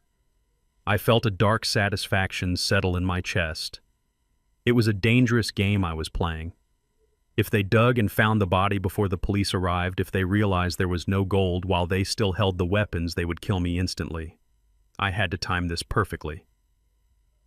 Hunter hung up the phone. "It is on the way," he said, breathless. 1 hour. He turned to me. "You better be right, old man. If we dig down there and find nothing but dirt, I will bury you in that hole myself." I nodded, looking at the floor. "It is there," I mumbled. "I promise." 50 bars, Good Hunter said. He grabbed a bottle of water from the fridge and chugged it down, water spilling onto his shirt. He wiped his mouth with the back of his hand. "Let us get the area prepped," he said to his mother. "Move the patio furniture. Clear the deck. We need room to work." They bustled out the back door, leaving me alone in the kitchen for a split second. I looked at the knife block. I looked at the back door. I could run. I could try to make it to the fence again. But I didn't move. Running wouldn't end this. Running would just make me a fugitive, a victim. I needed to finish it. I needed to see the look on Hunter's face when he pulled that body out of the ground. I needed to see his world collapse. So I waited. I rubbed my wrists and waited for the heavy machinery to arrive. I waited for the excavation of their destruction to begin. I was the architect of this disaster, and I was going to see it through to the final structural failure. The contractor's truck rumbled up the driveway, a beat-up heavy-duty pickup that looked out of place next to the Wyatt's beige sedan. It idled with a throaty growl, the exhaust puffing gray smoke into the evening air. I watched from the kitchen window, nursing my injured hand. The driver didn't get out to chat. He just lowered the hydraulic lift gate and shoved a massive piece of equipment onto the pavement. It was an electric pavement breaker, a beast of a machine painted a chipped industrial yellow. It weighed at least 60 pounds, probably more. The contractor took the wad of cash Hunter handed him without counting. It jumped back in his truck and peeled away. He knew trouble when he saw it, and he wanted no part of whatever was happening at the King residence. Hunter stood in the driveway staring at the machine. It sat there like a monolith, heavy and inert. He looked at the breaker, then at the backyard gate, then back at the breaker. The gate was narrow, and the path was lined with cobblestones I had laid myself. It wasn't going to be an easy roll. He grabbed the handle and tried to drag it. The steel wheels screeched against the concrete, but the bulk of the machine barely moved. Hunter was not a strong man. He had soft hands, the hands of a gambler and a fraud, not a laborer. He pulled again, grunting, his face turning red, but the breaker was dead weight. He turned toward the house and shouted, "Dad, get out here. I need help." Mr. Wyatt came out onto the porch holding a glass of iced tea. He looked at the machine and then at his son with disdain. "I am not lifting that, Hunter," he said, taking a sip. "I have a bad back. You know that." "I don't care about your back," Hunter screamed, his voice cracking with stress.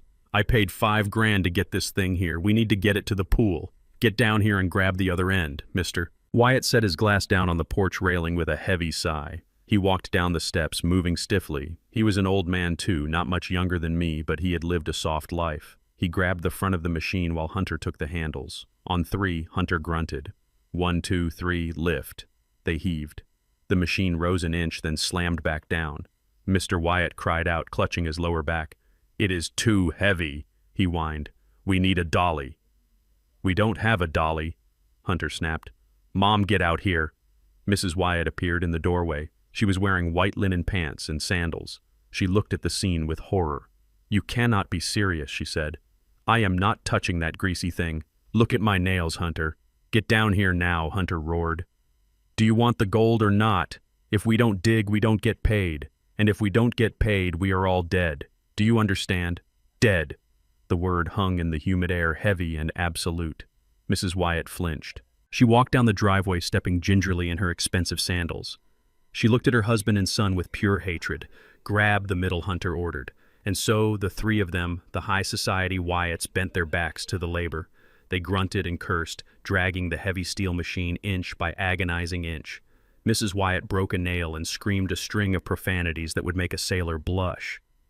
Mr. Wyatt was panting, his face a dangerous shade of purple sweat soaking through his polo shirt. Hunter was shouting orders, abusing them, driving them like mules. It took them 20 minutes to drag the breaker around the side of the house and onto the back patio. By the time they reached the concrete slab, they were exhausted. They collapsed onto the patio furniture, gasping for air, their clothes stained with grease and dirt. They looked less like master criminals and more like a dysfunction circus act. I watched them from the kitchen door, allowing a small, vacant smile to play on my lips. They were already tired. Their tempers were frayed, and the work hadn't even begun. Hunter stood up, wiping sweat from his eyes. He plugged the heavy orange extension cord into the outdoor outlet. He tested the machine. It roared to life, a percussive hammering sound that vibrated the windows. He turned it off. "All right," he said, breathing hard. "It works. Now we need the map." He strode into the kitchen and grabbed me by the arm. He didn't bother with the act anymore. He dug his fingers into my bruise. "Let us go, old man," he said, dragging me outside.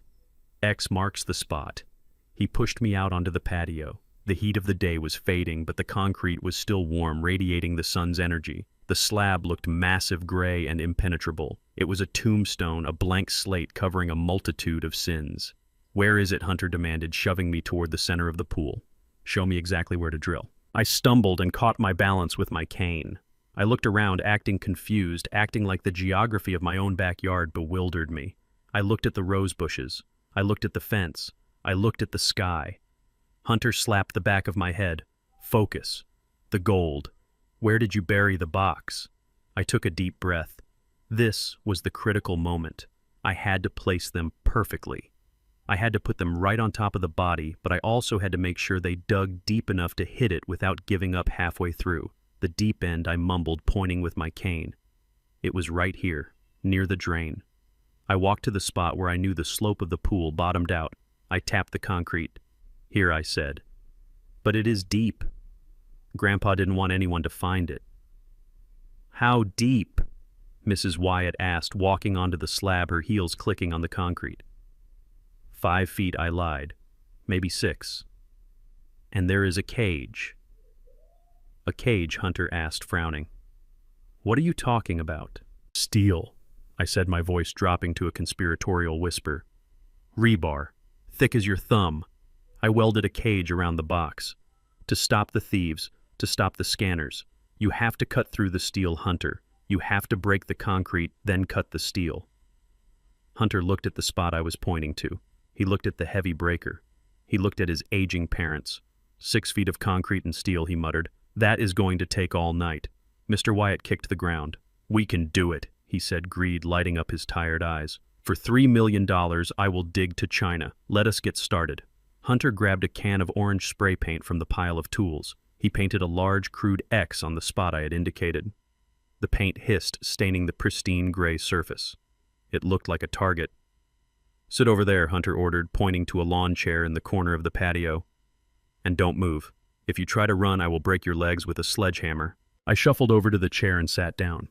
I rested my chin on my cane, watching. I was the director of this play, and the actors were taking their places. Hunter dragged the breaker to the X. He lifted the heavy machine, positioning the chisel tip right over the paint. He wrapped his hands around the handles. He looked at his parents. "Put your fingers in your ears," he said. He pulled the trigger. The sound was apocalyptic. It wasn't just a noise, it was a physical assault. The electric motor screamed, and the steel chisel hammered against the concrete with the force of a jackhammer.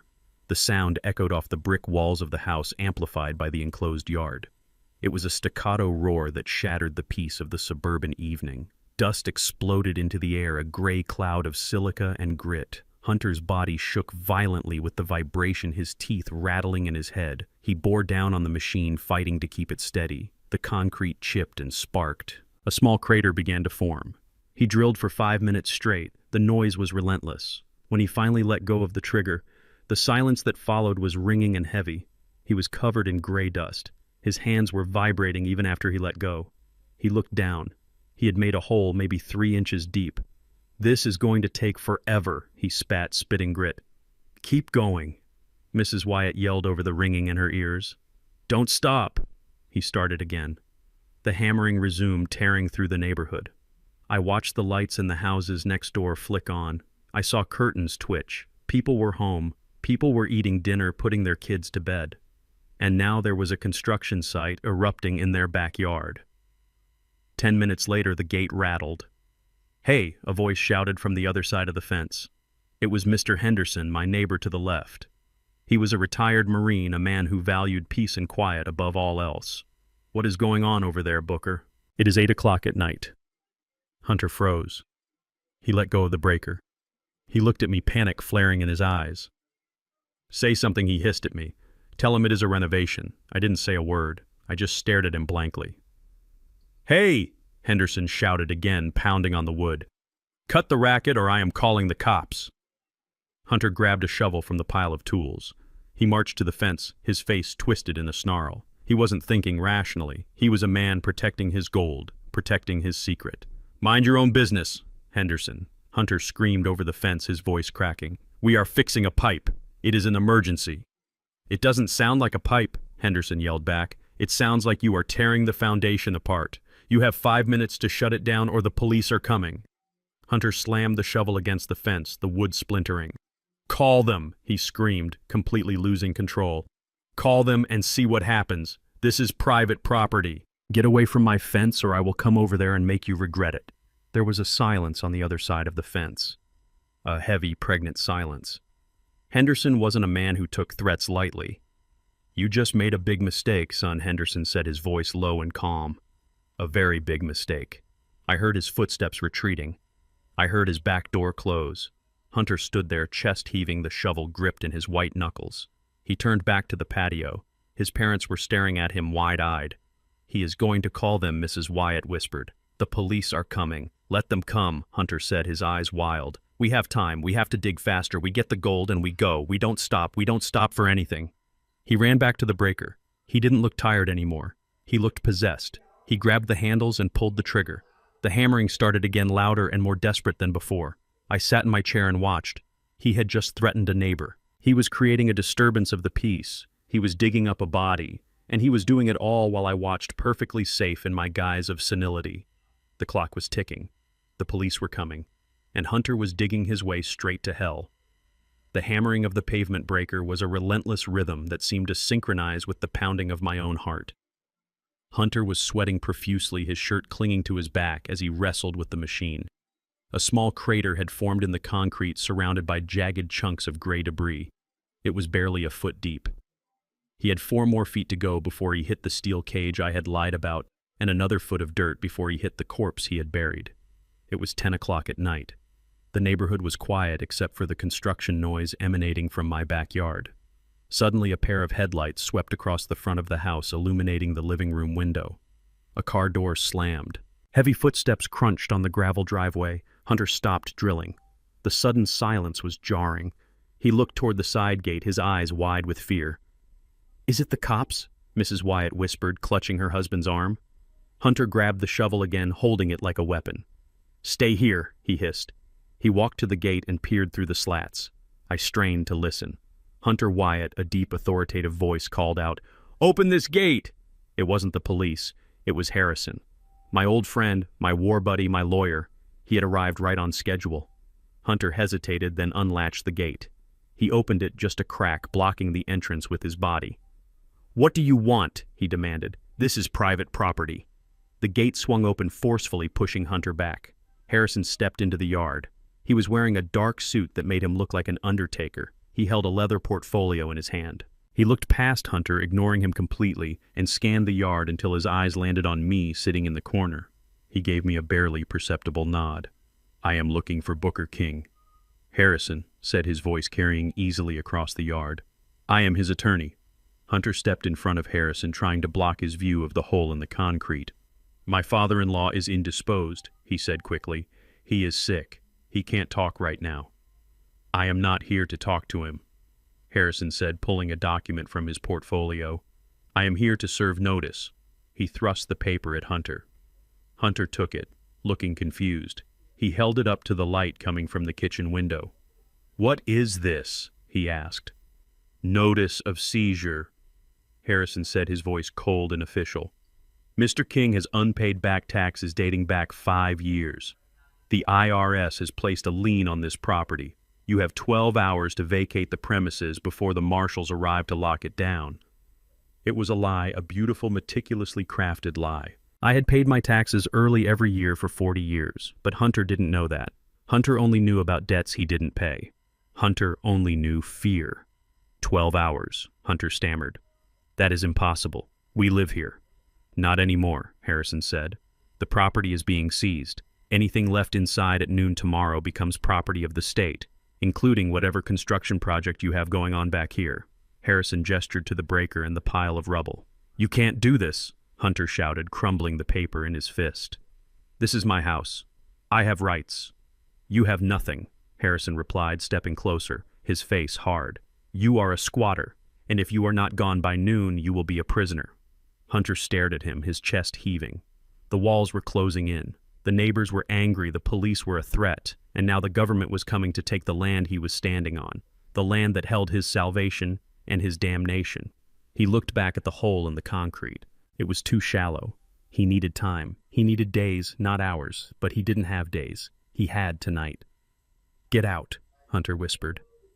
Harrison raised an eyebrow. I am leaving, but the clock is ticking. Noon. Get out, Hunter screamed. He didn't just scream. He reached into the back of his waistband. I saw the glint of steel before anyone else. He pulled out a gun. My gun. The Smith & Wesson revolver I kept in the bedroom safe. He must have broken into it while I was gone. He leveled the gun at Harrison's chest. You get off my land right now, he snarled, his hand shaking so bad the gun barrel wavered like a dowsing rod. Or I will drop you right here, Mrs. Wyatt screamed. Mr. Wyatt ducked behind the patio table. Harrison didn't flinch. He looked at the gun, then at Hunter's face. He had stared down Viet Cong soldiers in the jungle. A desperate accountant with a stolen pistol didn't impress him. That is a serious mistake, son, Harrison said quietly. Assault with a deadly weapon. Threatening an officer of the court. You just added 10 years to your sentence. I am not going to jail, Hunter shouted, spit flying from his mouth. I am getting what is mine. Now move. Harrison looked at me one last time. His eyes said, Be careful. He turned his back on the gun and walked slowly to the gate. He didn't run. He walked with the dignity of a man who knows he has already won. He stopped at the gate. I am calling the police, Harrison said over his shoulder. They will be here in 20 minutes. I suggest you start packing. He walked out and closed the gate. Hunter stood there, the gun still raised, aiming at the empty space where Harrison had been. He was breathing hard, panting like a dog. He is calling the cops, Mrs. Wyatt wailed. We have to go. We have to leave now. No, Hunter said, lowering the gun. We are not leaving. We are close. We just need to dig faster. He turned to his parents, his eyes wild manic. Get in the hole, he ordered. What, mister? Wyatt asked, stepping out from behind the table. Get in the hole, Hunter repeated, pointing the gun at his father. You heard me. The breaker is too slow. We need to move the rubble. We need to dig by hand. Get down there. You are crazy, Mrs. Wyatt said, backing away. I am not getting in that hole. Hunter fired. The shot was deafening. The bullet kicked up dirt right next to Mrs. Wyatt's expensive sandal. She screamed and fell backward onto the grass. Get in the hole, Hunter roared, or the next one goes in your leg. They scrambled. The high society Wyatts, the people who turned their noses up at my soup, who treated me like an animal, crawled on their hands and knees toward the crater in the concrete. They slid down into the hole, their clothes tearing on the jagged edges. Start digging, Hunter commanded, standing over them, the gun in one hand, the shovel in the other. Dig until your fingers bleed. Mr. Wyatt grabbed a piece of rebar and started hacking at the concrete. Mrs. Wyatt used her bare hands to scoop out the dust and grit, sobbing as she worked. Hunter looked at me. I was still sitting in the chair, clutching my cane. You watch them, old man, he said. Make sure they don't stop. He turned back to the breaker. He picked it up, his muscles straining. He didn't care about the noise anymore. He didn't care about the neighbors or the police or the IRS. He only cared about the gold. He pulled the trigger. The hammering started again, a frantic, desperate rhythm. I watched them, a family destroying itself in a pit of its own making. They were covered in dust, sweating, bleeding, terrified. They were digging for a treasure that didn't exist to pay a debt that didn't matter anymore. They were digging for their lives, and all they were going to find was death. The night wore on. The hole got deeper. They broke through the concrete and hit dirt, dark, damp earth that smelled of rot. Hunter stopped the breaker.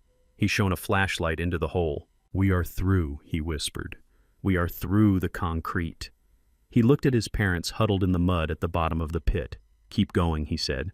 "The box is right there. Just a few more feet." They dug. They clawed at the earth with their hands. They were animals now, driven by fear and the gun in their son's hand. And then the smell hit them. It started as a faint whiff, something sweet and cloying like rotting fruit.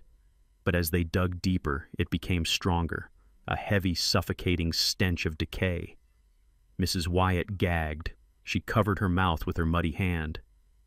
"Hunter," she choked. "It smells. It smells like something died." "It is the chemicals," Hunter lied, his voice high and thin. "The chemicals used to treat the gold. Keep digging." But I knew what it was. It was Mike. It was the man Hunter had murdered and buried. It was the truth rising from the grave to confront him. I leaned forward in my chair. I gripped my cane. The climax was approaching. The curtain was about to rise on the final act, and I had a front row seat. The electric breaker finally fell silent, cutting off the mechanical scream that had dominated the night. The silence that rushed in to fill the void was heavy and suffocating, ringing in my ears like the aftermath of an explosion. Hunter stood panting in the center of the crater, steam rising from his sweat-soaked shirt. He kicked the heavy yellow machine aside. It clattered against the broken chunks of concrete, a discarded toy that had served its purpose. They had broken through. The gray barrier of the pool foundation was shattered, revealing the dark, damp earth beneath. It was the soil of Georgia red clay mixed with black topsoil, heavy and cloying. It was the earth I had moved with my own hands 30 years ago to build this home. And it was the earth Hunter had disturbed 2 days ago to hide his sin. "Get the shovels!" Hunter rasped, his voice raw from screaming over the noise of the breaker. "We are through the hard shell. Now we dig." Mr. Wyatt groaned. He was slumped against the wall of the pit, his expensive polo shirt ruined, smeared with gray dust and mud. He looked like a man who had aged 10 years in 10 hours. His hands were raw blisters, weeping openly on his palms. "I can't, Hunter," he wheezed, clutching his chest. "My heart. I need a break." "There are no breaks," Hunter shouted, pointing the gun at his father. The barrel wavered dangerously. "We are close, Dad. Can't you feel it? We are feet away from $3 million. Pick up the shovel."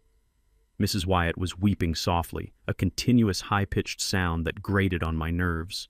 She was on her hands and knees, clawing at the dirt her manicure destroyed, her dignity gone.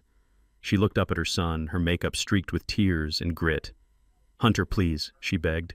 "Let us just go. We can sell the jewelry. We can figure something out." "Dig," Hunter roared, firing a shot into the air. The crack of the pistol was deafening in the enclosed backyard. A dog barked somewhere in the distance. "Dig, or I will bury you right here with the gold."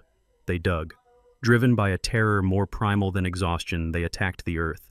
The soil was loose, disturbed recently, which made the digging easier physically but harder psychologically. Every scoop of dirt brought up loose roots and stones. And then the smell changed.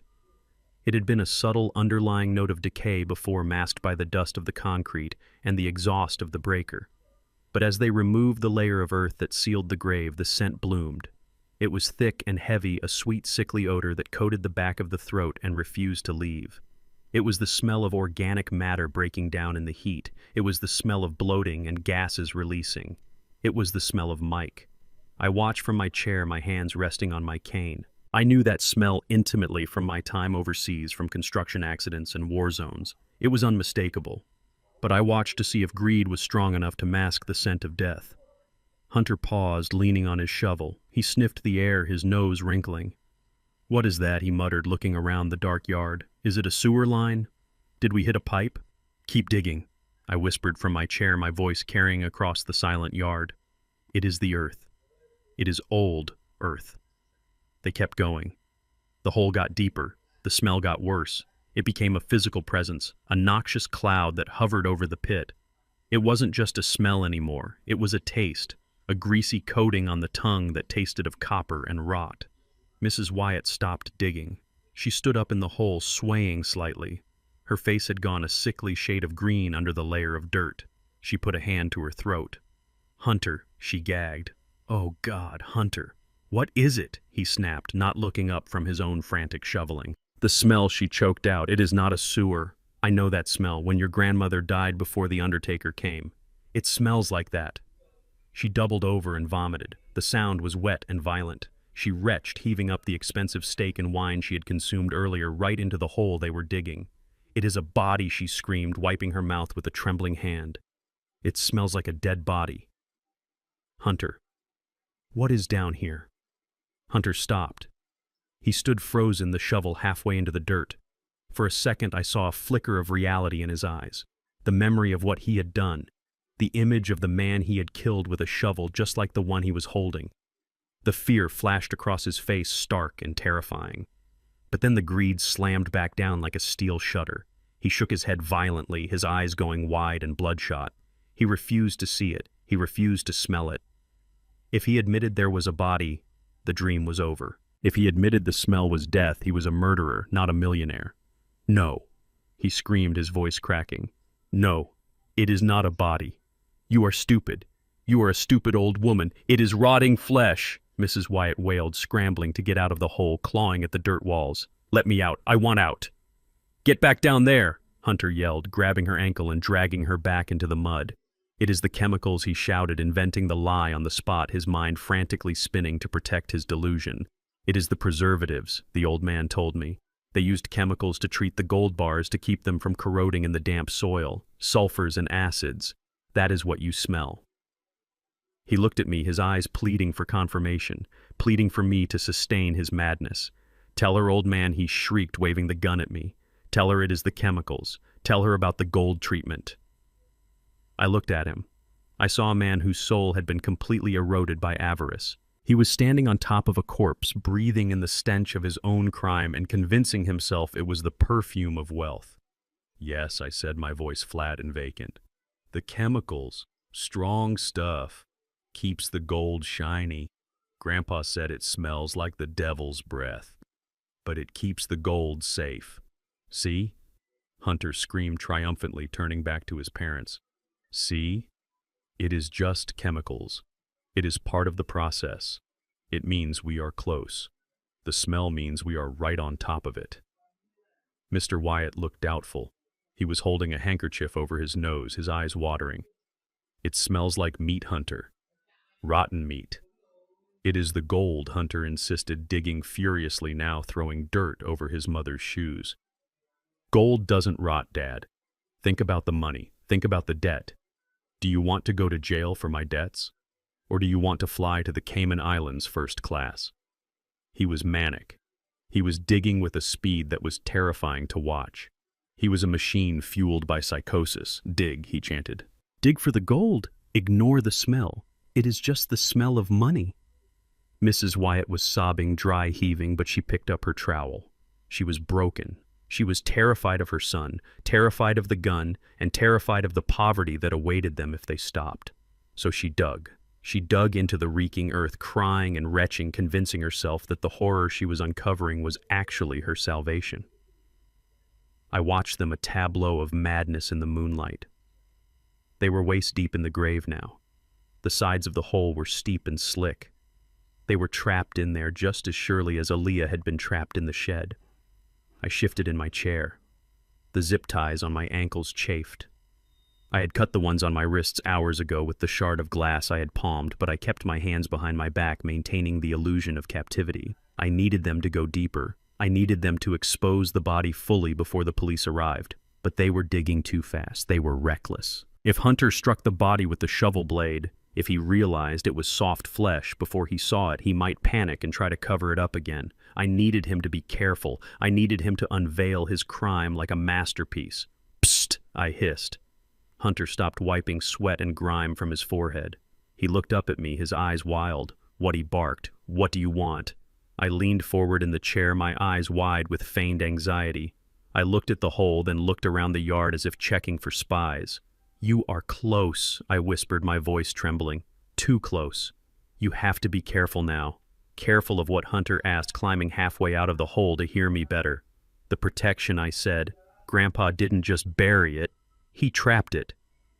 "Trapped it?" Mr. Wyatt asked, looking up from the bottom of the pit, his face gray. "Explosives," I whispered.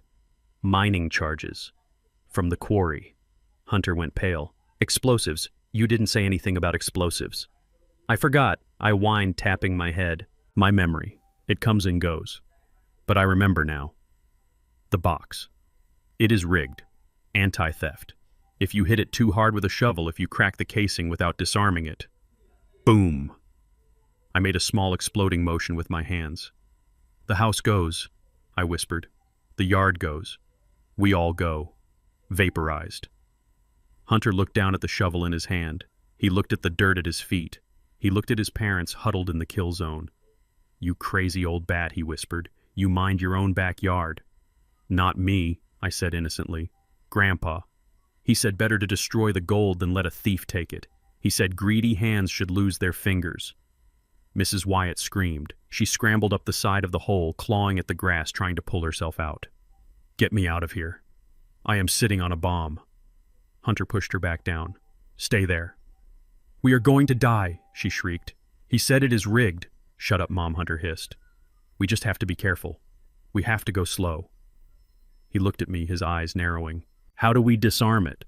I don't know, I mumbled. There is a code. Or a key. I don't remember. But the trigger is on the lid. Don't hit the lid. You have to brush the dirt away. You have to use your hands. No shovels near the metal. It was the perfect stall. It forced them to put down the heavy tools. It forced them to get on their knees and dig with their fingers. It forced them to get intimate with the earth.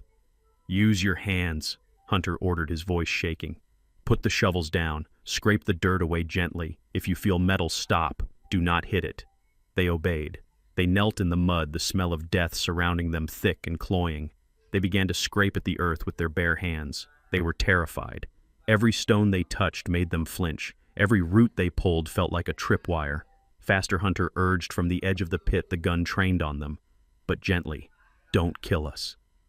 I sat back and watched. They were literally digging their own graves with their bare hands. They were caressing the earth that covered the evidence of their crime.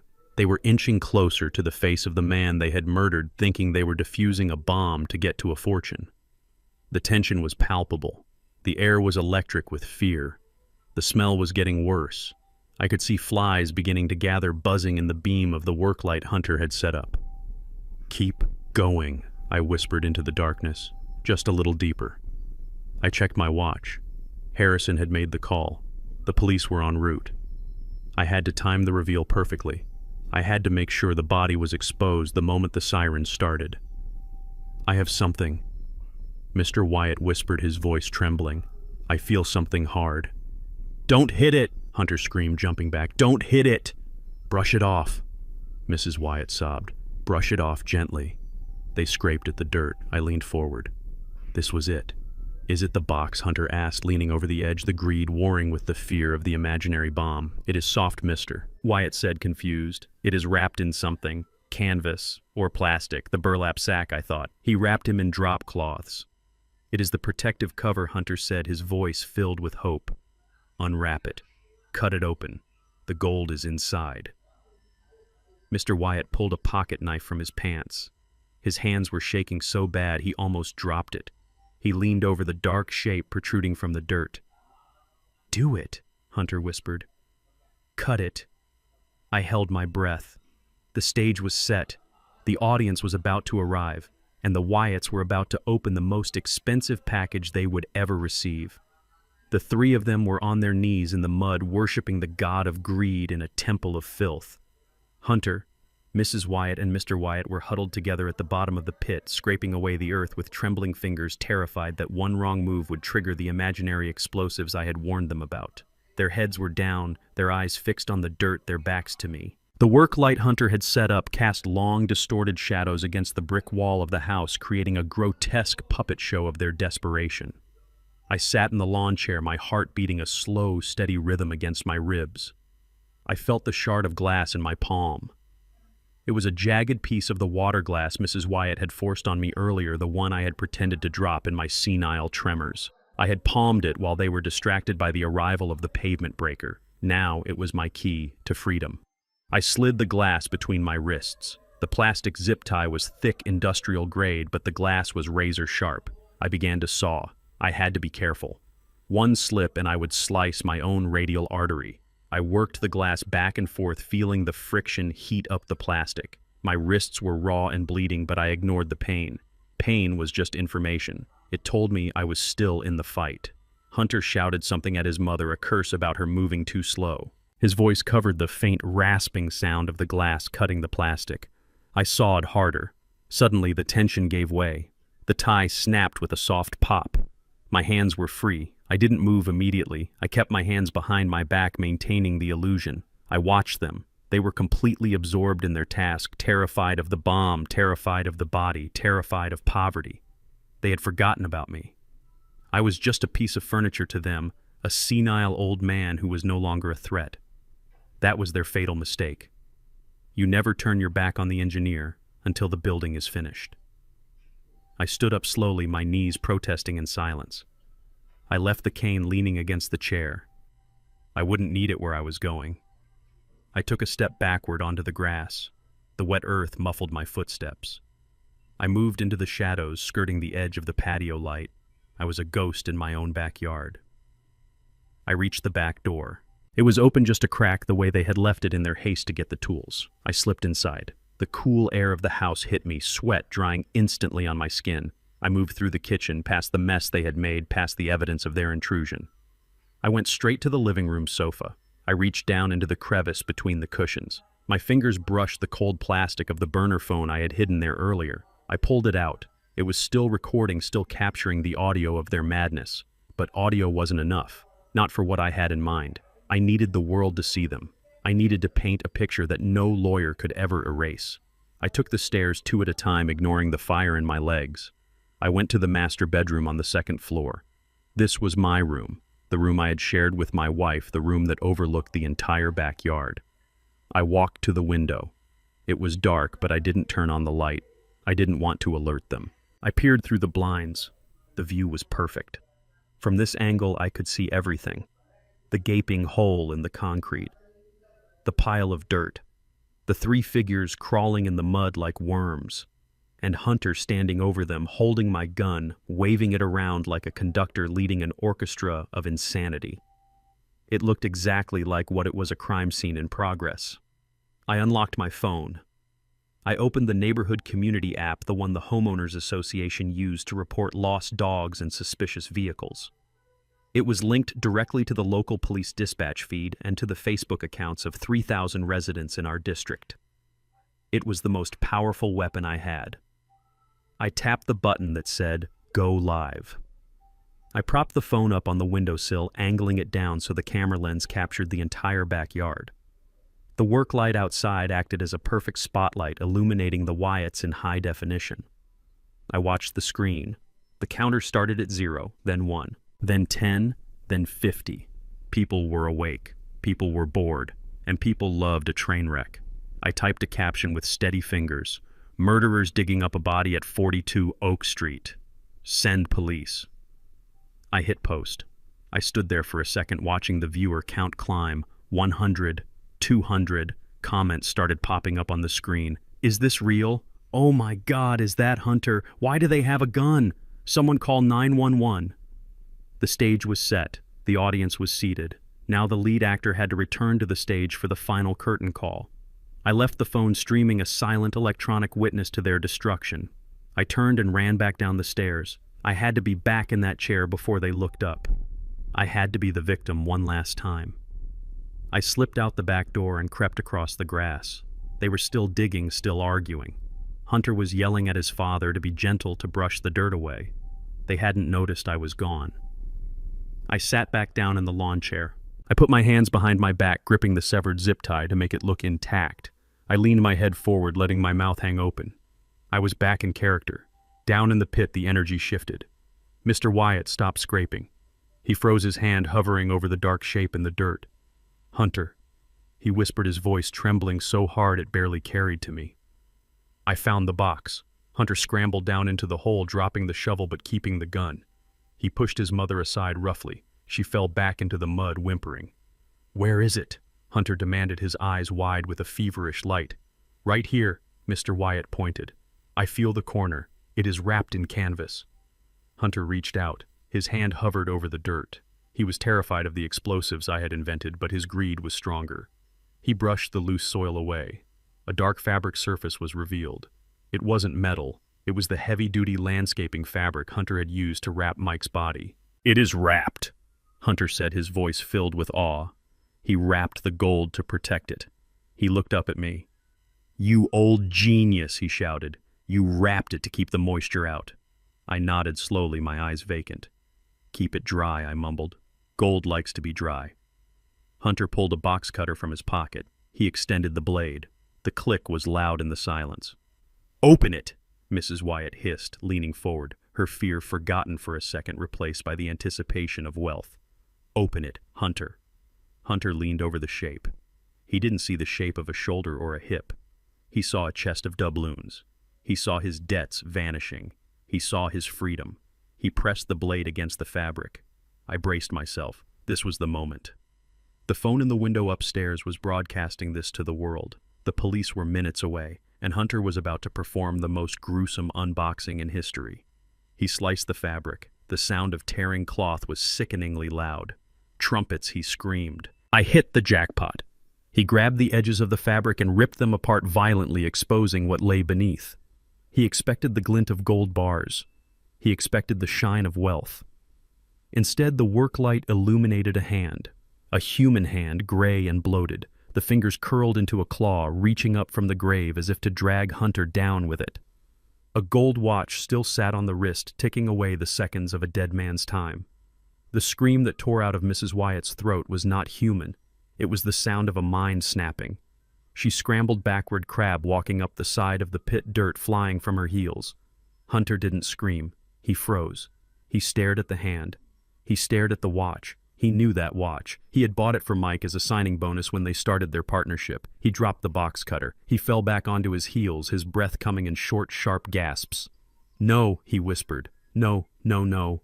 It is supposed to be gold." He looked up at me. His eyes were wide, filled with a dawning horror that was absolute. He looked at the old man in the chair, the senile fool he had tortured and manipulated, and for the first time he saw me. He really saw me. He saw the clarity in my eyes. He saw the cold, hard intelligence of the engineer. He saw that my hands were not bound. He saw his end. He whispered the word, choking him. I stood up. I didn't use the cane. I stood up straight, my shoulders back, my full height casting a long shadow over the pit. I brushed the dust from my jacket. "Hello, Hunter," I said, my voice strong and steady, deep as the foundation of the house. "Did you find what you were looking for?" Hunter scrambled for the gun he had dropped in the mud. He grabbed at his hands slick with sweat and clay. He pointed it at me. "You lied," he screamed, his finger tightening on the trigger. "You lied to me." I looked him dead in the eye. I didn't flinch. I didn't blink. "I told you there was a treasure, Booker," I said. "I told you it was buried deep. I just didn't tell you what kind of treasure it was." I pointed at the phone in the window above us. The screen was glowing a beacon in the night. "Smile, son," I said, cold as ice. "You are on TV." Hunter looked up. He saw the phone. He heard the distant wail of sirens getting closer, fast and loud. He looked back at the body at his parents, cowering in the mud, at the gun in his hand. He realized the trap had closed. The walls had collapsed. And he was standing in the rubble. The wail of the sirens was no longer a distant threat. It was a physical force slamming against the brick exterior of my house. Blue and red lights began to strobe against the trees in the front yard, cutting through the darkness and washing the backyard in a chaotic fever dream of color. The neighborhood, which had been sleeping or watching silently from behind curtains, was now awake and buzzing. Tires screeched on the asphalt out front. Heavy doors slammed. The cavalry had arrived. Down in the pit, Hunter stood frozen. The reality of his situation crashed down on him with the weight of a collapsing building. He looked at the gate where the police were seconds away from breaching. He looked at the corpse of Mike, the man he had murdered and tried to turn into a fortune, lying in the mud at his feet. He looked at his parents cowering in the dirt, covered in filth and shame. He knew it was over. There was no running to Mexico. There were no millions of dollars. There was only a life sentence in a concrete box much smaller than the house he had tried to steal. His head snapped up toward the window. Toward me. The look on his face was not fear anymore. It was pure, unadulterated hatred. It was the look of a rabid animal that knows it is dying and wants to take one last bite out of the world. He realized that I had orchestrated every second of this. I had played him. I had humiliated him. I had dangled a carrot in front of his face and led him straight off a cliff. He screamed, his voice cracking over the sound of the approaching sirens. You did this. You ruined everything. He raised the gun. My Smith & Wesson revolver, heavy and black, looked huge in his shaking hand. He leveled it at the window. He aimed it directly at my chest. The distance was short, less than 30 feet. At that range, he couldn't miss. I tricked you, he yelled, tears streaming down his face, mixing with the grime. I am going to kill you, Booker. I am going to take you with me. I stood there in the window frame. I didn't duck. I didn't flinch. I didn't drop the phone that was still broadcasting his breakdown to thousands of witnesses. I just watched him. I watched the desperation in his eyes. I watched the way his finger curled around the trigger. Any other man would have been terrified. Any other man would have thrown himself to the floor praying the glass would deflect the bullet. But I was not any other man. I was Booker King. I was a structural engineer. And a structural engineer never builds a system without a failsafe. Hunter squeezed the trigger. I saw the tendon in his hand tighten. I saw the hammer of the revolver pull back. Click. The sound was small, sharp, and impotent. It was the sound of metal striking metal with nothing to propel it. There was no explosion. There was no muzzle flash. The glass in front of me did not shatter. Hunter blinked. He looked at the gun in his hand, confusion warring with his rage. He didn't understand. He pulled the trigger again. Click. He pulled it again and again, squeezing frantically. Click, click, click. The cylinder rotated. The hammer fell, but the gun remained silent. It was a paperweight, a useless lump of steel. Hunter stared at the weapon. He shook it. He looked up at me, his mouth opening and closing in disbelief. Why? Why isn't it working? I leaned closer to the glass. I pressed my forehead against the cool pane, looking down at him like a god judging a sinner. I spoke loud enough for my voice to carry over the sirens, loud enough for the microphone on the phone to pick it up loud enough for him to hear it in his soul. I am an engineer. Hunter, I said, my voice booming in the night. I understand mechanics. I understand how things work. And I understand failure points. He stared up at me, the gun hanging loosely in his hand now. I never trusted you, I said. Not from the day you walked into my house, not from the day you married my daughter. I saw the way you looked at my things. I saw the greed in your eyes. I paused, letting the words sink in. That gun has been in my safe for 10 years, I continued. But the day you moved in, the day you brought your debts and your lies into my home, I took it apart. I removed the firing pin, Hunter. His eyes went wide. The firing pin. The tiny piece of metal that strikes the primer that ignites the powder. Without it, a gun is just a complex club. I kept the firing pin in my pocket for a week, I said, and then I threw it in the river. Because I knew that one day a man like you would try to use it against me. I knew you were dangerous. I just didn't know how sloppy you were. Hunter looked at the gun with horror. He had been holding it all night. He had threatened his parents with it. He had threatened me with it. He had felt powerful. He had felt like a king. And all the while he had been holding a toy. His power was an illusion, just like his wealth, just like his success, just like his love for my daughter. It was all fake. You old bastard, he whispered. He raised his arm to throw the gun at the window, to try and break the glass, to try and hurt me one last time. But he never got the chance. The front gate of the driveway exploded inward. It didn't just open, it was rammed. An armored police vehicle smashed through the wrought iron, tearing the hinges from the brick columns. The metal shrieked and twisted. Police officers in tactical gear swarmed through the gap. They poured into the backyard, a river of dark uniforms and blinding lights. Police dropped the weapon. A voice amplified by a loudspeaker roared, "Get on the ground, now!" Hunter spun around. He was blinded by the tactical lights mounted on the rifles. Red laser dots danced across his chest, his face, his hands. He was surrounded. There were officers on the fence line, officers coming through the side gate, officers on the roof of the neighbor's garage. He stood there for a second, swaying. He looked at the useless gun in his hand. He looked at the body of Mike at his feet. He looked at the pit he had dug. "Drop it," the voice commanded again. Hunter dropped the gun. It landed in the mud with a wet plop. He raised his hands slowly. He was shaking violently now, the adrenaline crash hitting him all at once. He looked small. He looked pathetic. He didn't look like a monster anymore. He looked like a frightened child who had broken something he couldn't fix. "Get down on the ground," the officer shouted. "Face down, hands behind your head." Hunter sank to his knees. He didn't argue. He didn't fight. He knelt in the dirt right next to the corpse he had unearthed. He bowed his head, submitting to the inevitable. 2 officers rushed forward. One of them kicked Hunter flat, driving his face into the mud. They grabbed his arms and wrenched them behind his back. I heard the distinct metallic ratchet of handcuffs clicking into place. "Got him," one officer shouted. "Subject is secure." They hauled him up. His face was covered in the same mud that covered Mike. He looked at the body one last time as they dragged him away. He didn't look remorseful. He looked annoyed. He looked like a man who was angry he had been caught, not sorry for what he had done. Other officers were moving into the pit. Mr. Wyatt was huddled in the corner, his hands over his head, sobbing. Mrs. Wyatt had woken up from her faint and was screaming hysterically as an officer pulled her to her feet. "Do not touch me!" she shrieked, her voice shrill and grating. "Do you know who I am? This is a mistake. My son did this. It was all him. They cuffed her. They didn't care who she was. To them, she was just another suspect found at the scene of a murder covered in grave dirt. They cuffed Mr. Wyatt, too. He didn't resist. He just kept muttering about his heart, about his back, about how it wasn't fair. I watched it all from the window. I watched as they were led away in a line, the Wyatts and their son, the family that had thought they were better than me.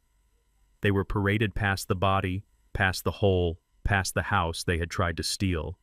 The blue lights flashed, illuminating the scene in staccato bursts. The backyard was a crime scene now marked off with yellow tape. Officers were taking photos. A coroner's van was backing into the driveway. I turned away from the window. My legs felt heavy. My adrenaline was fading, leaving me exhausted and achy. I picked up the phone. The live stream was still running. The comments were going wild, celebrating the arrest, cheering for justice. I looked into the camera one last time. "It is done," I said quietly. "They are gone. Thank you for watching. Thank you for being my witnesses." I ended the stream. I put the phone in my pocket. I walked out of the bedroom and down the stairs. The house was quiet again. The music was gone. The shouting was gone. The only sound was the crackle of police radios coming from the backyard. I walked to the front door. It was open. An officer was standing guard. He looked at me, his eyes widening. "Sir," he said, "are you Mr. King?" "I am," I said, straightening my tie, smoothing my jacket. "This is my house. We have an ambulance on the way, sir," he said. "Are you injured?" "I am fine," I said. "Just tired." I walked past him onto the front porch. The cool night air hit my face. It felt clean. It felt like rain. A police cruiser pulled up to the curb. The back door opened. Aaliyah stepped out. She was wrapped in a gray police blanket holding a bottle of water. She looked frail and scared, her eyes darting around searching for danger. Then she saw me standing on the porch. "Daddy," she cried, running up the driveway. I met her halfway. I caught her in my arms. She buried her face in my chest, sobbing uncontrollably. I held her tight, my hands stroking her hair. "I got you, baby," I whispered. "I got you. It is over." She looked up at me, her face streaked with tears and grime. "Is he gone?" she asked. "He is gone," I said. "He is never coming back." She looked toward the house, toward the backyard. She shuddered. "He is in the mud, Daddy," she whispered. "He is in the mud with Mike." "No," I said, turning her face back to me. "He is in handcuffs, and Mike is going to get a proper burial, and we are going to be okay." Harrison pulled up in his car, parking behind the police cruiser. He got out looking rumpled but satisfied. He walked over to us. "Good work, Booker," he said, clapping a hand on my shoulder. "You cut it close." "I had to be sure," I said. "You got him," Harrison said. "The DA is already on the phone. With the video, with the body, with the confession, they are going away for a long time. All of them." "What about the house?" Aaliyah asked, looking at the structure behind us. "It is a crime scene." "It is a house," I said firmly. "It is just wood and brick and concrete. We can clean it. We can fix it." I looked at the house. It was battered. The gate was broken. The backyard was a disaster. But the foundation was strong. I had poured it myself. "We will rebuild," I said. "We are kings. That is what we do." Aaliyah nodded, wiping her eyes. She leaned her head on my shoulder. "I want to go home, Daddy," she said. "Not here. Somewhere else. Just for tonight." "We will go to a hotel," I said. "We will get room service. We will sleep for a week." I led her toward my truck. I looked back one last time at the scene. The police were swarming the pit. The neighbors were watching from their lawns. It was a spectacle, but it was also a victory. I had faced the wolves in my own den, and I had skinned them alive. I had protected my cub. I climbed into the truck. My knee hurt. My ribs hurt. But my heart was light. "Let us go," I said, starting the engine. We drove away, leaving the lights and the sirens behind us. We drove into the quiet darkness of the morning, ready to start over, ready to build something new, something stronger on the ashes of the old. The flashing blue lights of the police cruisers finally stopped swirling and settled into a steady, protective glow. The chaos of the raid had transformed into the organized, clinical precision of a crime scene investigation. I sat on the tailgate of an ambulance, a paramedic checking my blood pressure, but my eyes never left the entrance of the driveway. I was waiting for the most important arrival of the night. A patrol car pulled up slowly, its tires crunching on the gravel that was still scattered from the SWAT team's breach.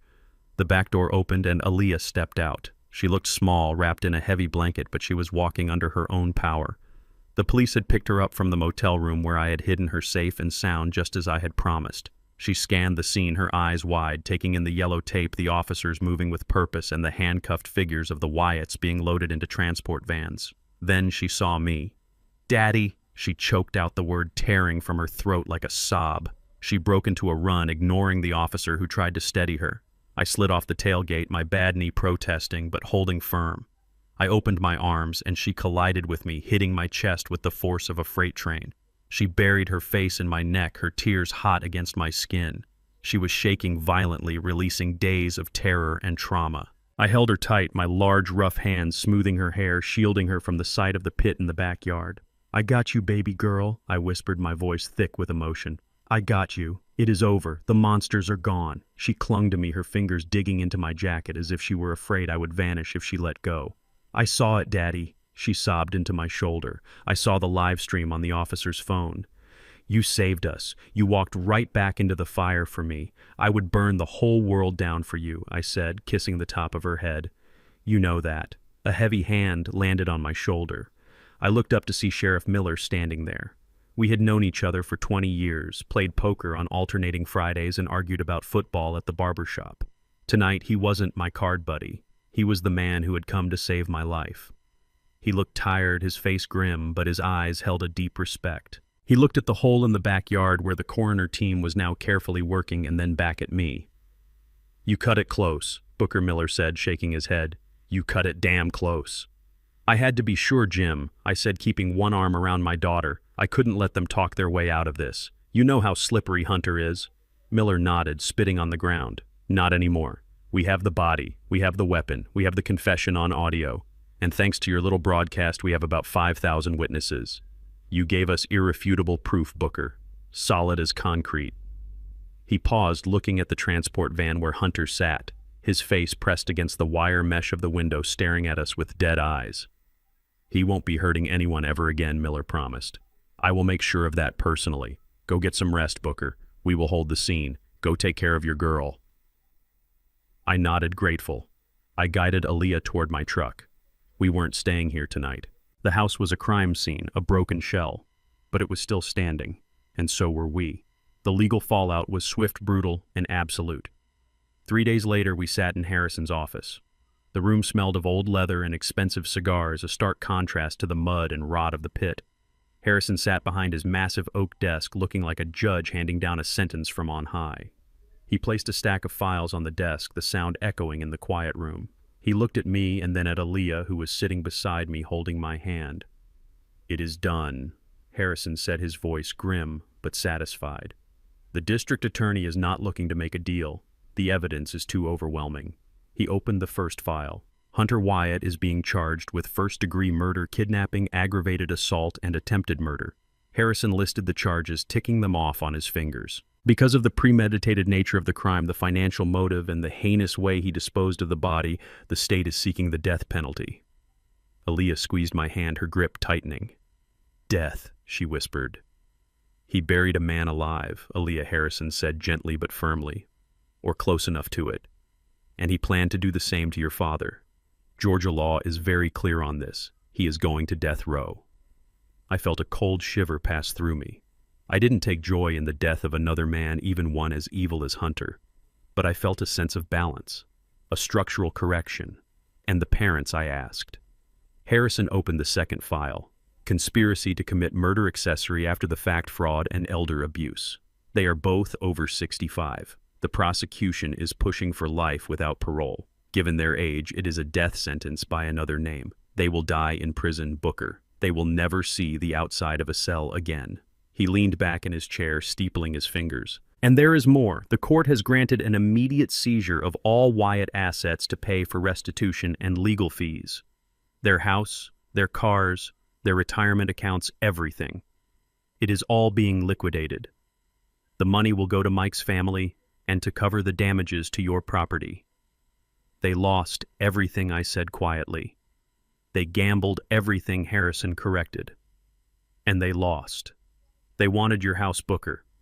Now they don't even have their own. He pushed a document across the desk toward me. It was the deed to my house. Clean, clear, and safe. The trust is secure, Harrison said. The property is yours.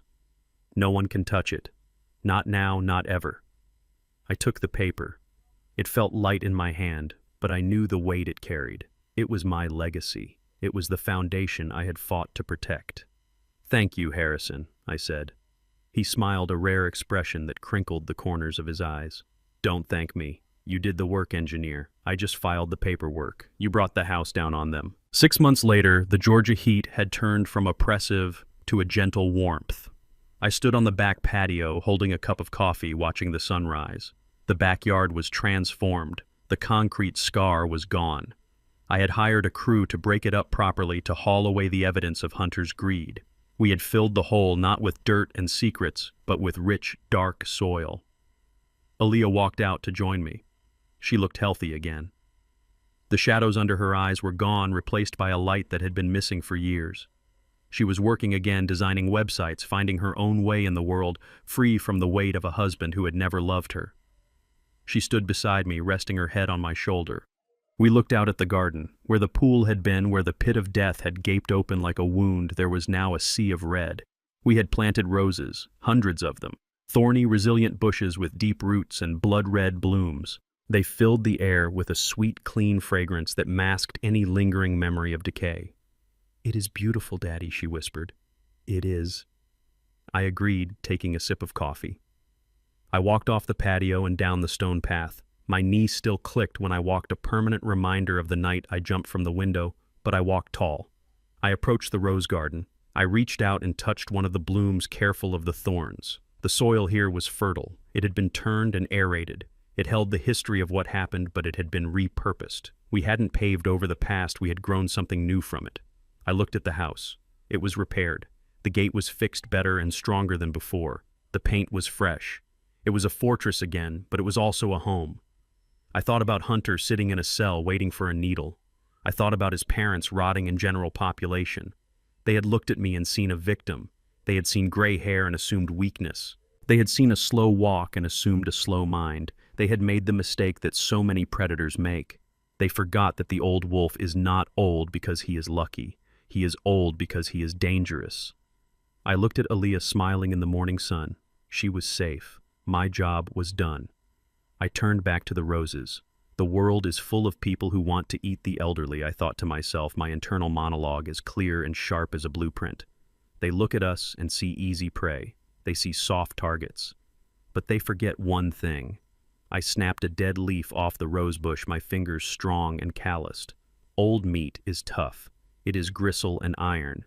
It doesn't chew easy. And old bones, I thought, looking at the red flowers that bloomed from the deep earth, old bones are sharp. If you try to swallow us whole, you will choke. I turned back to the house. "Come on, baby girl," I called to my daughter. "Let us get some breakfast. I am starving." We walked inside, leaving the roses to guard the yard, leaving the past in the dirt where it belonged. We had survived. We had won. And we were just getting started. They looked at my gray hair and saw a victim failing to realize that age isn't just decline. It is the accumulation of wisdom, patience, and the grit to survive. Hunter thought he was the predator because he had youth and aggression, but he forgot that a structure built on the rotten foundation of greed and lies is destined to collapse. I built my life on concrete, steel, and love materials that do not yield under pressure. To anyone out there feeling underestimated or discarded, remember the old wolf isn't old because he is lucky. He is old because he is dangerous. We are the architects of our own defense, and we never break. If you believe justice was truly served today, hit hit that like button and subscribe to see more wolves in sheep's clothing get exactly what they deserve.